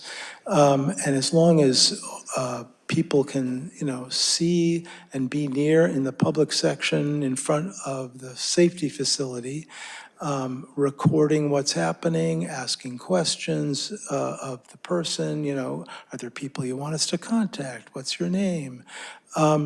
Then I think that fulfills, the purpose of protecting the public. If the sergeant who is in charge at the moment decides for their own reasons that it would be safer for the ICE officers' cars to be behind the building, they can grant that permission. I think that's fine. I think what David's policy is that the ICE officers can't, without an invitation, drive behind the building. And I think that's entirely reasonable. So I'll ask the chief, has that area in the past been used as a marshalling area for ICE enforcement activities? The only experience I've had with this was back in, I believe it was May, when we had our first incident on Route 2A. And I came in, it was a weekend, and I noticed that once the person that they had brought into custody was brought back to our station, I addressed it with the sergeant in charge. and asked him to speak to the supervisor of ICE, or the operation that they were conducting. They were transferring an individual from one vehicle to another vehicle, and without hesitation, agreed that they would move to the public part of our lot once the transfer had taken place. So they had taken someone into custody in a Jeep, say, on 2A. They had come back, they had a van. They were putting that person, readjusting their restraints and whatnot, so they were properly installed. And again, I asked the sergeant at that time to go out and speak to them and saying, with our policy in mind that we were using our facility, they immediately responded by moving to the public part of the lot once that had happened. And I think they understood the message. I come into work a few weeks later and noticed a large group of vehicles in the back public part of our parking lot. And I pulled in to find out what was going on. Turns out they had already called the station and advised us that they were going to be conducting an operation. One of the same agents was there. I introduced myself, and he said, "Chief, do you mind if we use this part of the parking lot?" Again, that was the public part of the parking lot. To my knowledge, since that day, ICE has not been in the back of our lot, hiding or waiting to conduct operations. They've been there for the purpose of safely transferring someone that they had in their custody. Thank you. Alyssa? So it's good to know that, to your knowledge, they haven't been back there. But I know that businesses around the country are being advised to sort of shore up their knowledge and protection of their Fourth Amendment rights. So I think this would be something similar to just proactively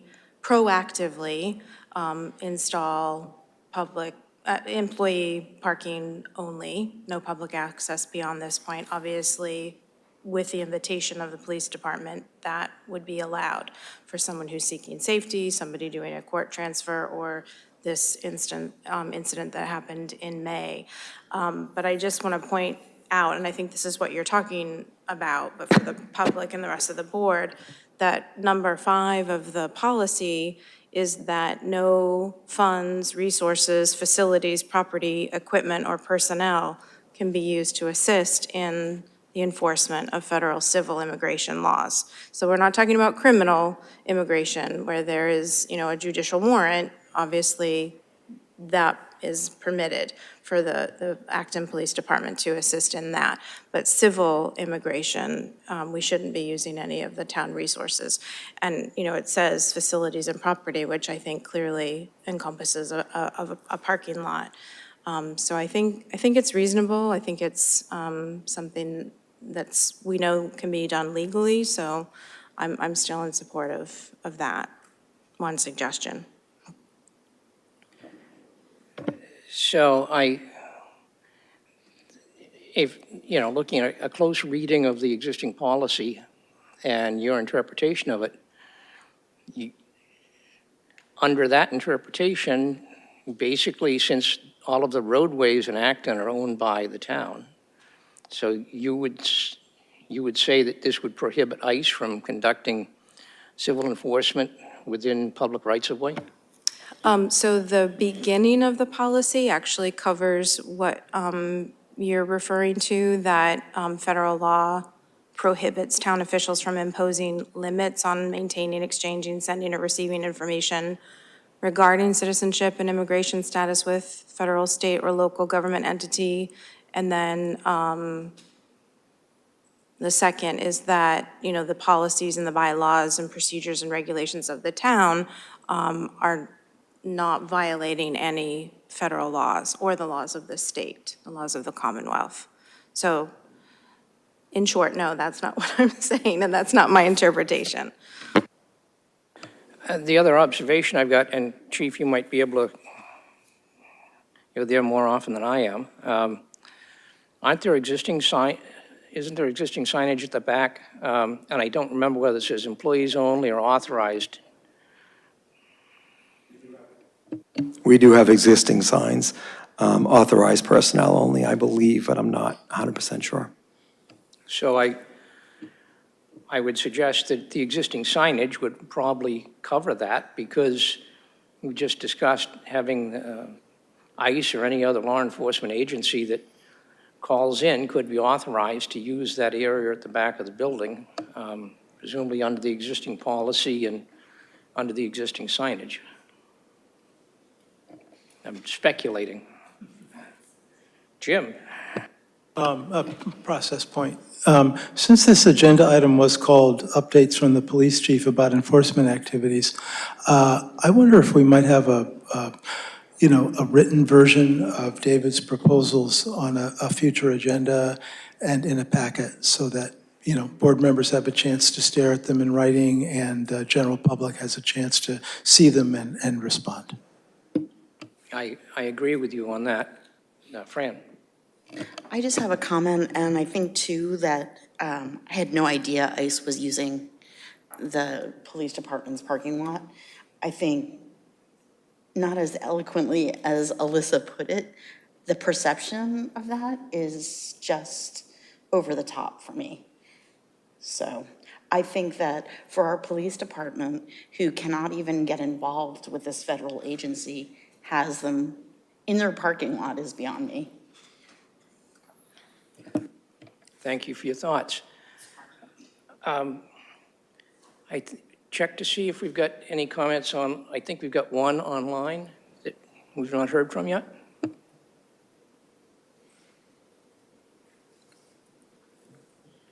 Hi, thanks. This is Tara again. Thank you for this conversation, and I agree that I would like to see the proposed policy in writing. I also feel like it should be announced as a decision-making agenda item. I frankly don't want ICE using the Acton Police parking lot for their operations, civil operations. I agree with Alyssa on the judicial or warrant type, making that distinction. Let them use another parking lot. Businesses are denying ICE access to their facilities as a statement.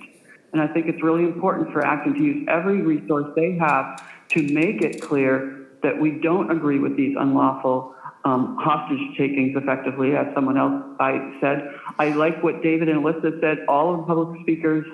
I like Jim's distinction of a formal transfer as part of a court action, as distinct from a civil.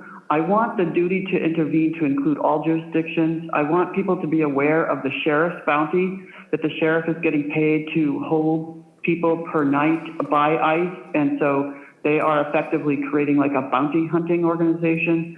I hope Acton does not participate in that, and I would like Acton to make a statement against that and urge the state to make that illegal. I've heard that there was a bill on that. I would like the town to support that. I also think that the parking lot being under the supervision of the police chief is cool, except that I don't like the idea of giving the impression that we're supporting what ICE is doing. And so restricting the use of the parking lot would send an important message that it's only for court warranted or court process. I think restricting use would make everyone safer. That's my opinion. I want to also make note, I'm almost done, that the the Police Chief Association is a private group that is trying to centralize and militarize police. Answering to, I thought somebody said Massachusetts police chief. They don't answer. Police do not have the local police do not have a constitutional right to exist. They exist through Acton's town meeting, the charter and the bylaws, and they don't answer to anybody but the town manager and the bylaws here, as well as the Constitution, obviously. But I want to be really careful about any kind of idea that the police chief in Acton answers to anybody but us and the Constitution. So thank you very much for letting me speak, and I'm really excited that that we're using our forum and our leveraging. It looks like there's a majority of people on the board who support having a stronger policy to protect people. Thank you so much. Thank you. Acting on Jim's suggestion and my intent when we put this on the agenda was to have just this sort of an open-ended discussion. I know that we have received quite a bit of advice from legal counsel, and I think at this point, we should look at any changes that you might wish to make to the original policy, sort of a red line document, have sufficient time for review by town council and review by the police department, who are going to have to live with this policy. I'd like to point out the existing policy from 2017 is still in force. It's still being observed and complied with by the police department. So if it takes a couple of weeks or a month to have a further discussion about this, I'm willing to do that. But I think it's important that everyone understand what our existing policy is. And we've been reassured by the chief that they are complying with it. I have also asked the town manager to make sure that it's been highlighted on the town website so that people can find it easily. So I think we should not act precipitously on this. We should make sure that whatever changes we might choose to make have all been vetted by council before we do that, so we don't run afoul of any issues from any level of the government.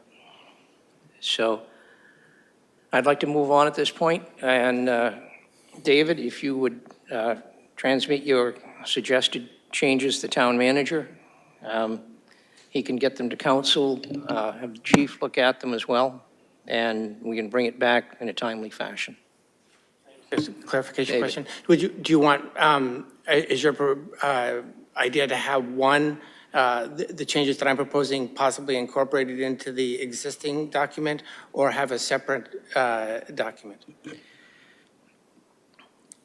I think probably I'll ask the manager, what's the easiest method of being able to review the new policy or suggested changes? I think when the board adopted this, it was very clear, the policy direction that was given throughout the organization, not just the police department, but everyone. And I think to have a second policy would be confusing. So I think it should be a single policy. If you want to update it with additional measures, then that would be how I would recommend it. Thank you. Okay, thank you. Okay, Melissa. So just a process question about the proposed actions. I didn't see those as policy changes, but it sounds like the signage that exists might be acceptable, and the duty to intervene is in another document, but David is suggesting that it just specify all law enforcement at every level, including state and federal. And then, was that it? Access to counsel when they were released? Yeah, I don't know if that's a policy change, because I know that this document took a lot of time and it was a community effort. Somebody asked about that tonight, and I don't want to make it confusing to have two policies. I'm not suggesting we have a second policy, but if there is a change to be made to the wait for 8, is that what it's called? Eight can't wait, which we already do. 8 can't wait, which we already do, but just adding a couple of words and changing a practice of allowing a phone call. I would rather stick with this policy than go through the process and the expense and the time to make changes to this policy. Because we've already heard from town council's review that it's in compliance with the AG's most recent guidance that the chief talked about tonight that was released in May. So that's my preference, is just to reaffirm this policy, and if there's something that we want to change about the 8 can't wait and a practice of allowing a phone call or providing information. I mean, the town staff, there's know your rights documents at the Acton Memorial Library out for the public. So providing information about resources to the community, I think, is not really policy. It's just something that we do as best practice and services.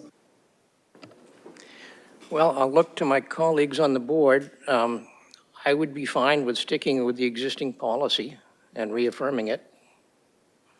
I think we've had a good discussion, and I hope that we've reassured folks that we do have a policy and it is being complied with.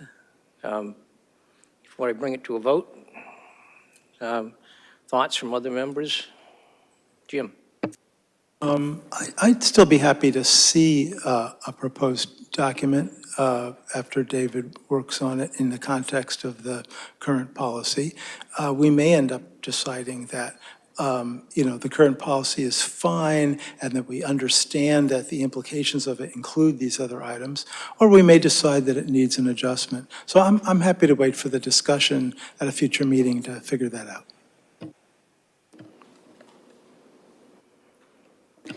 I would be on board with that as well. Okay, without a vote, it looks like 3-2 on your idea. Let's, David, if you can transmit your thoughts to the town manager, one document, you'll have a chance for review by everyone, and we'll bring it back at a subsequent meeting. Just from what I know, it's coming at us at our October 20th meeting. It probably won't be there. Okay, thank you. All right, thank you very much. And to the members of the public, thank you very much. I know this is a very concerning issue. We appreciate you coming in. And there will be more discussion in the future. Thank you. Thank you, Chief. Thank you all. I want to just say one final thing, and I mentioned it earlier about how difficult the job is of being a police officer. Not necessarily the chief, but the job, the officers that respond to calls on a daily basis work throughout the night and day. And I also feel like your jobs are equally as difficult in these days. So I appreciate all the time that you spend for the townspeople in Acton. So thank you. Thank you, Chief. Thank you, Deputy Chief. All right. Go back to item 6, update on next steps for Department of Public Works facility project. So we have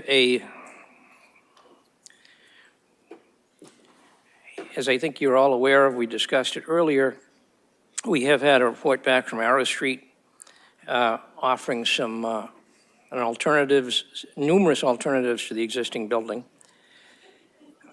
The Arrow Street will be in presenting those alternatives to the Finance Committee on Tuesday, October 14th, in this room. I don't know what time, but they'll be here to make that presentation. The Public Works Building Committee will be meeting the next night, Wednesday, October 15th, again in this room, starting at 7 o'clock. And my hope is that we will bring a recommended solution to the problem to the next Select Board meeting on October 20th. And I don't have anything else to add on that. Tom, do you? Thank you, Mr. Chair. Just a couple notes to add on what you had mentioned. On the 14th, the agenda hasn't been released, but Finance Committee will begin at 7:30. The 15th, unfortunately, we're unable to be in this room. We'll be in room 9 because Conservation Commission has this room booked that evening. The presentation, in case anybody's interested in watching it or getting information from that meeting from September 24th, all the information has been loaded up to the DPW Building Committee website that's accessible on the front page of the actonma.gov website. The presentation they provided that focused on the 5 different options that have been discussed is loaded to that website as well, and the video that includes their presentation is included as well. And that's all for me. Thank you. Great, thank you. So moving ahead to Item 8, discuss and approve 2026 Select Board meeting schedule. John?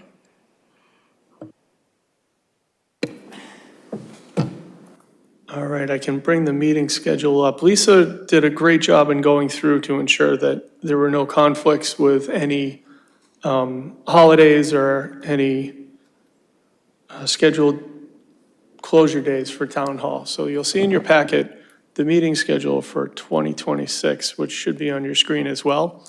A couple things to note. January 14th and January 20th are the budget workshop meetings. If you recall, the last few years, it's been pretty successful having the workshop spread over 2 days with Finance Committee and the Select Board in this room, and then all departments coming to present. So that'll continue this year. And then scrolling down a little bit further, as we get into town meeting, the routine scheduled days on the 4th, which is the first day of town meeting, and the 5th appear on this agenda. And then as we scroll a little bit further, you'll see the August meeting is one date late in the month, and everything else lines up with the schedule. Great, thank you. Any thoughts from any of my colleagues? Not, I'll entertain a motion to accept this. Move to approve the draft Select Board schedule for 2026 in the packet. Second. Moved and seconded, you accept the schedule in the packet. All in favor, say aye. Aye.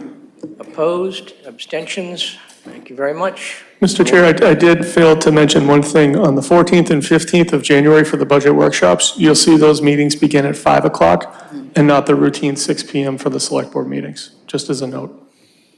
Thank you. Thank you.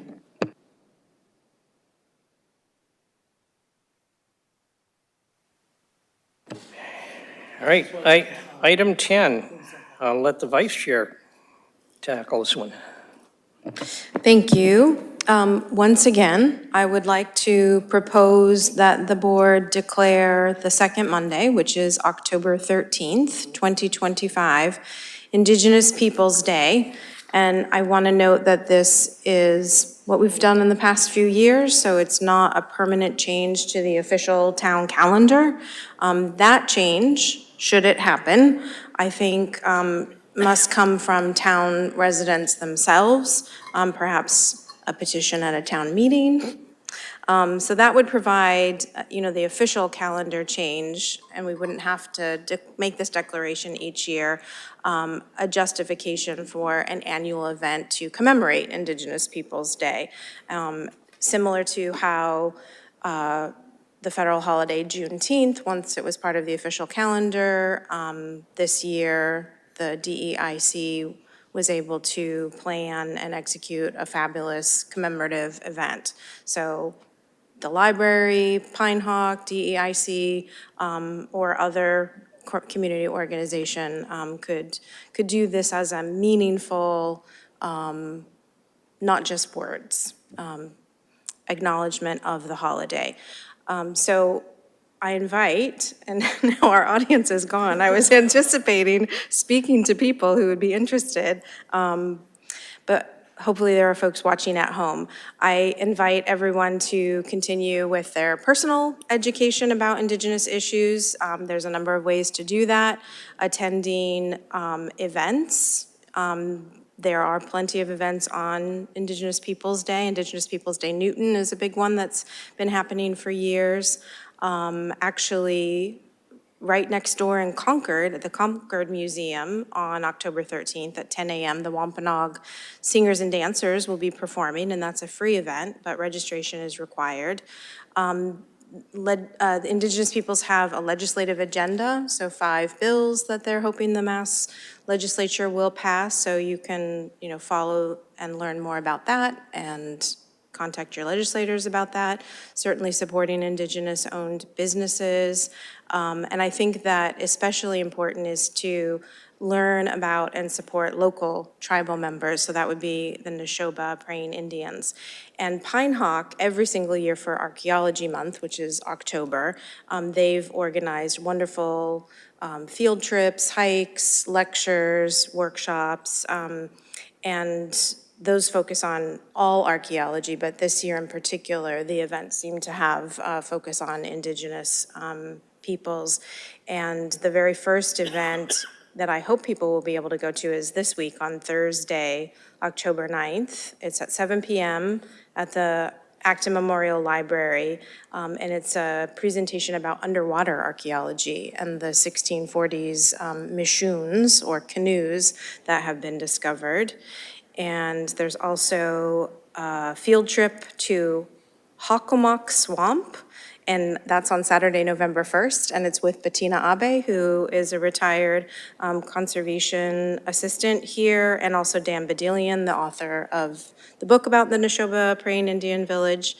So Hockomock Swamp is a sacred Wampanoag site, but it was known to the English settlers as Devil's Swamp. There's also a talk with Quiet Storm, who has officially become the chief of the Neshoba Praying Indians now. So you can find all of those events, the dates, registration info on the Pinehawk website, which is pinehawk.org. So that is my proposal. Would you like me to make a motion? Please do. All right. First discussion. Discuss. David. So I would like, I don't know what you were intending in your motion at all, but in past years, we've issued a proclamation. So I would like this motion to allow you to, the vice chair, to draft and issue a proclamation based on last year's proclamation to declare this as Indigenous Peoples' Day. So because it has lots of whereases. I mean, if you read it, it would take you 5 minutes to read. But I think we should have that proclamation. So I don't recall that. I've never written a proclamation. A past board member did, and I don't know if it was ever adopted, but the reading of the proclamation at an event didn't happen because the event was canceled. Last year I gave an update, and actually, Jim, you might have something to add to this tonight. You gave an update on the work that we had been doing to try and repair the relationship with tribal members of the Neshoba. But there isn't really a push from the local Indigenous people to officially change the holiday to Indigenous Peoples' Day or to issue a proclamation with all of those whereas without something meaningful that goes along with it. And what I see as the meaningful is a commemorative event that happens annually in the town. And then Jim is also working on some other meaningful initiatives that maybe you want to speak to. Yeah, so to remind people of the history, when we first drafted a proclamation, we thought, well, of course we should consult with local Indigenous people. And we got into trouble by consulting different Indigenous groups who had different points of view. So what we've been trying to do since then is just, build up an actual, a two-way connection of trust. So among the things we've done, we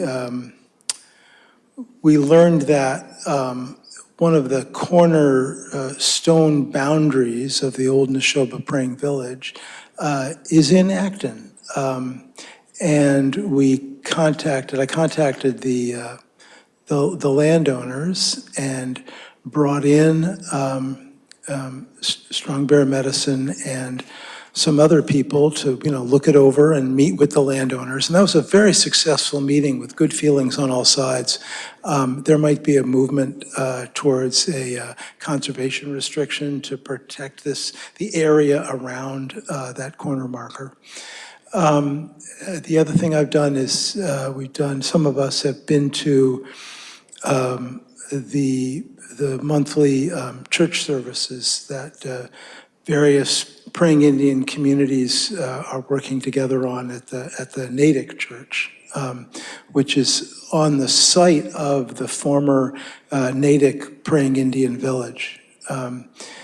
So that's been a way to connect with people. So I think it's, it's a gradual process, but it feels like exactly the kind of, the right meaningful stuff to do. And I think, if a petition comes to the next town meeting, that'll be more, more of an opportunity to broaden that discussion. Okay, thank you. Alyssa, why don't you propose a motion in light of Jim's comments? I move that the Acton Select Board declare Monday, October 13th, 2025, Indigenous Peoples' Day in the town of Acton. Second, and there's also one hand raised. Okay, before we vote on it, if we've got comments from the public.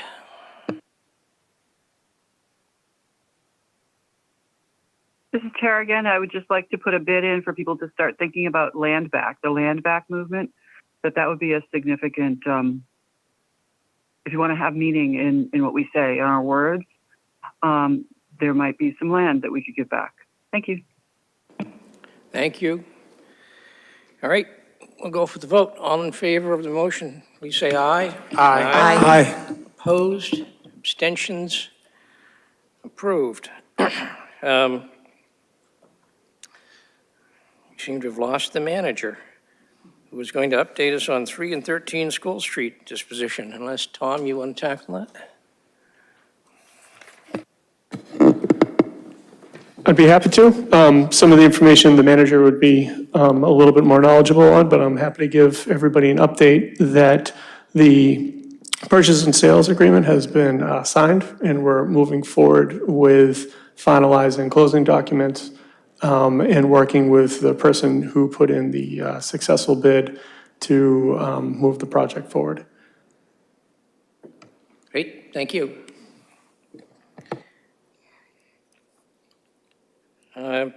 John was also going to update us on ALG, but why don't I jump to item 13, the multi-board meeting held on Wednesday, October 22nd. We've still got one more select board meeting between now and then. I do have a conference call set up with the chair of the school committee and others, so I can update you a little bit more on some of the logistics of it. But the thing that strikes me is the meeting is going to be fairly short. We're looking at 90 minutes. Now, if you figure that's going to involve input from 2 select boards, 2 finance committees, and a very large school committee, there's not going to be a whole lot of time for discussion. I think a lot of this is going to be, I don't want to trivialize it by saying a meet and greet, but it's going to be a brief discussion, exchange of ideas. We have talked about developing information to send out to everyone in advance, so all sort of have a little bit of the same knowledge base. The sorts of things that I've been thinking about sending out on behalf of our board be probably the most recently updated ALG spreadsheet, which certainly FinCom and Acton and the Acton members of the school committee are all aware of that, but it might be interesting, the folks in Boxborough have not seen that. They don't understand some of the fiscal challenges that are unique to us, as we probably don't understand the challenges that are unique to them. So I'm thinking of fairly short and quick information. I'll give a little bit of an update, some of the big budget drivers that I see, and they're shared, frankly, with the school committee. Things like, tremendous increase in healthcare costs, both for active duty and for retirees. That's certainly going to be a major theme. Obviously, based on the meeting our next meeting on October 20th, hopefully we'll have a path forward figured out for our DPW building and figure out what the short-term financial impact of that would be. So I would just provide some brief comments. There will certainly be time, well, maybe there'll be time for other people that might have any ideas.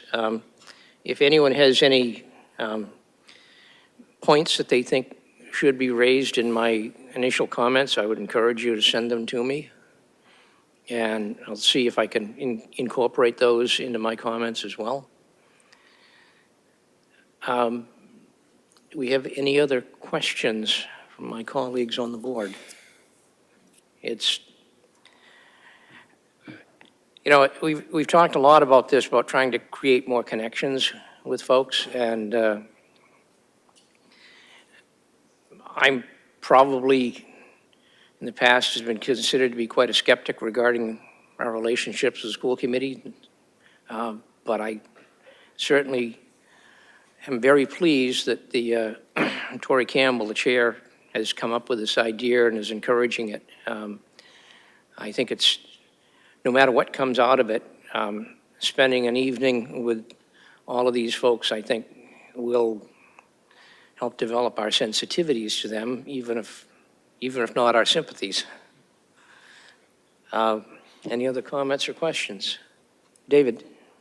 Yeah, just for the logistics, do you know what time on the 22nd? Because there's also, they're running focus groups that night as well, and yeah, let me, okay. 7 to 8:30? Okay, thank you. Yep. And they're going to be, the room will already be set up because they will have been involved in union negotiations all day. So it should be, they should be at a weak moment. Okay, thank you. Alyssa? Do we have a sense of a hoped-for outcome? Are we establishing a goal of what we'd like to get out of this meeting beyond developing sensitivities, if not sympathies, I think is how you put it? I think it will be very valuable, especially meeting with the Finance Committee and Select Board from Boxborough, who we have many fewer opportunities to understand. Although I did watch part of their town meeting last year, I think. But beyond just a getting to know you, do we have some outcome that we are hoping for? At this point, that has not been articulated. So maybe some consensus will come out of it, but there's not going to be any situation where we would all take a vote on some policy change or something like that. It's more going to be a workshop just across the table. Other questions? And you'll obviously post an agenda. Pardon me? Someone will post an agenda, obviously. Yes, I believe Tori is going to be posting the agenda. Oh, but we have to post a meeting for us. We will too, yeah. Yeah, a lot of those, I've got a call with Tori and some of the other folks in a couple of days, and once we thrash out a few more of these logistical issues, then we'll move ahead with that. So, John, Tom gave us a brief update on 3 and 13 School Street. And I've got you going to give us an update on the Acton Leadership Group. And if you have anything in particular you might want to add to what Tom has told us, basically, 3 and 13, P&S has been signed. We're working out the documents. I don't know if there's anything else you'd like to share. Yeah, thank you. I had to step out for a moment. Thank you for taking care of that. I think that covers it with 3 and 13 School Street. The developer is Alex Moda of Soma Builders, who recently developed the old School Street garage facility.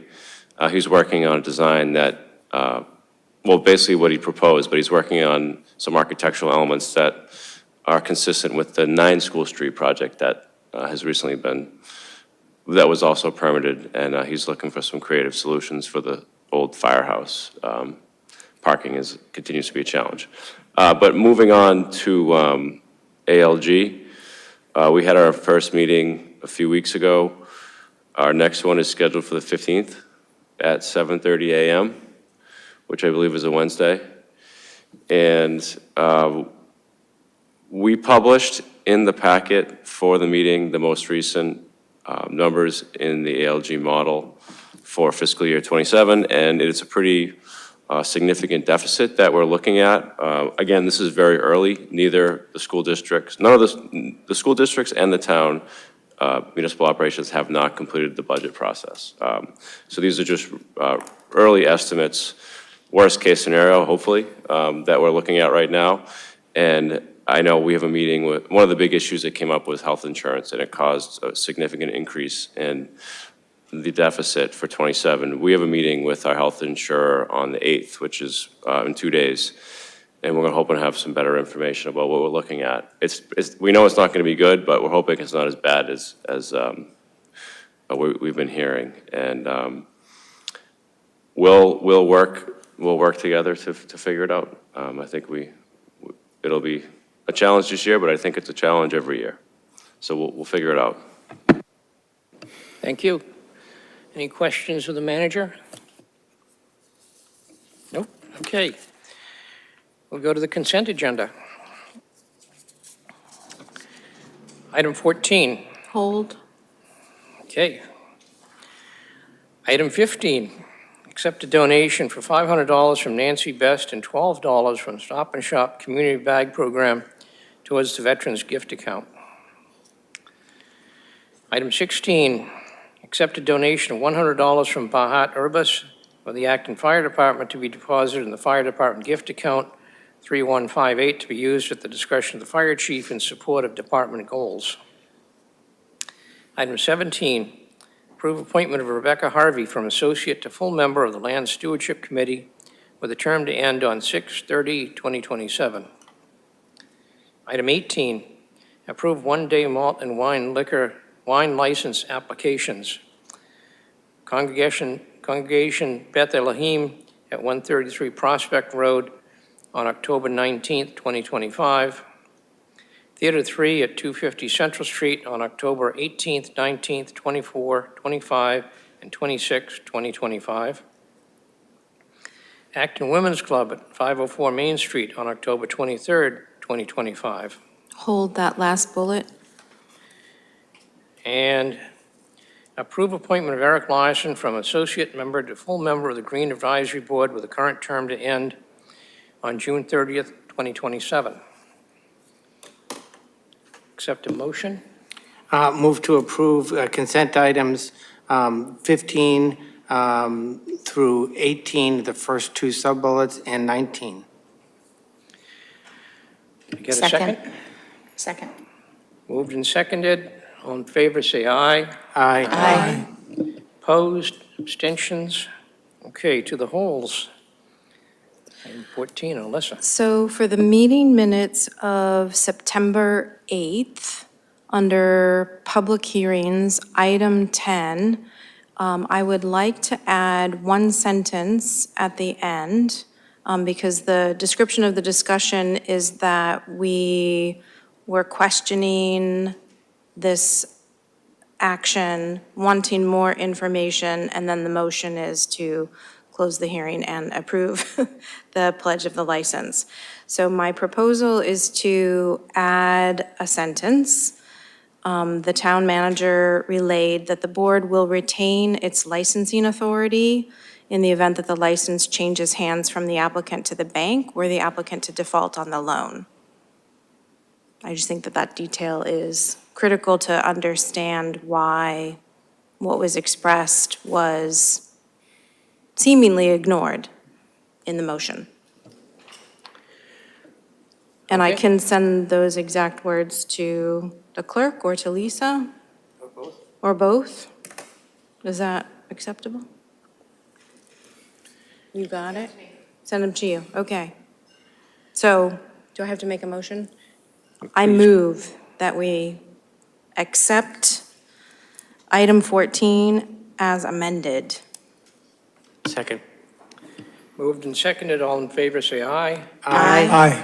Opposed, abstentions? Okay, to your next one. I just need to hold this item in order to recuse myself, because I'm a member of the Acton Women's Club Board. Thank you. I move to approve item 18, the third sub-bullet. Second. Moved and seconded, all in favor, say aye. Aye. Opposed, abstentions? One abstention. Recusal, okay. I'll accept one more motion. I move to adjourn. Second. Moved and seconded to adjourn, all in favor, say aye. Aye. Opposed, abstentions? Thank you very much. See you in 2 weeks.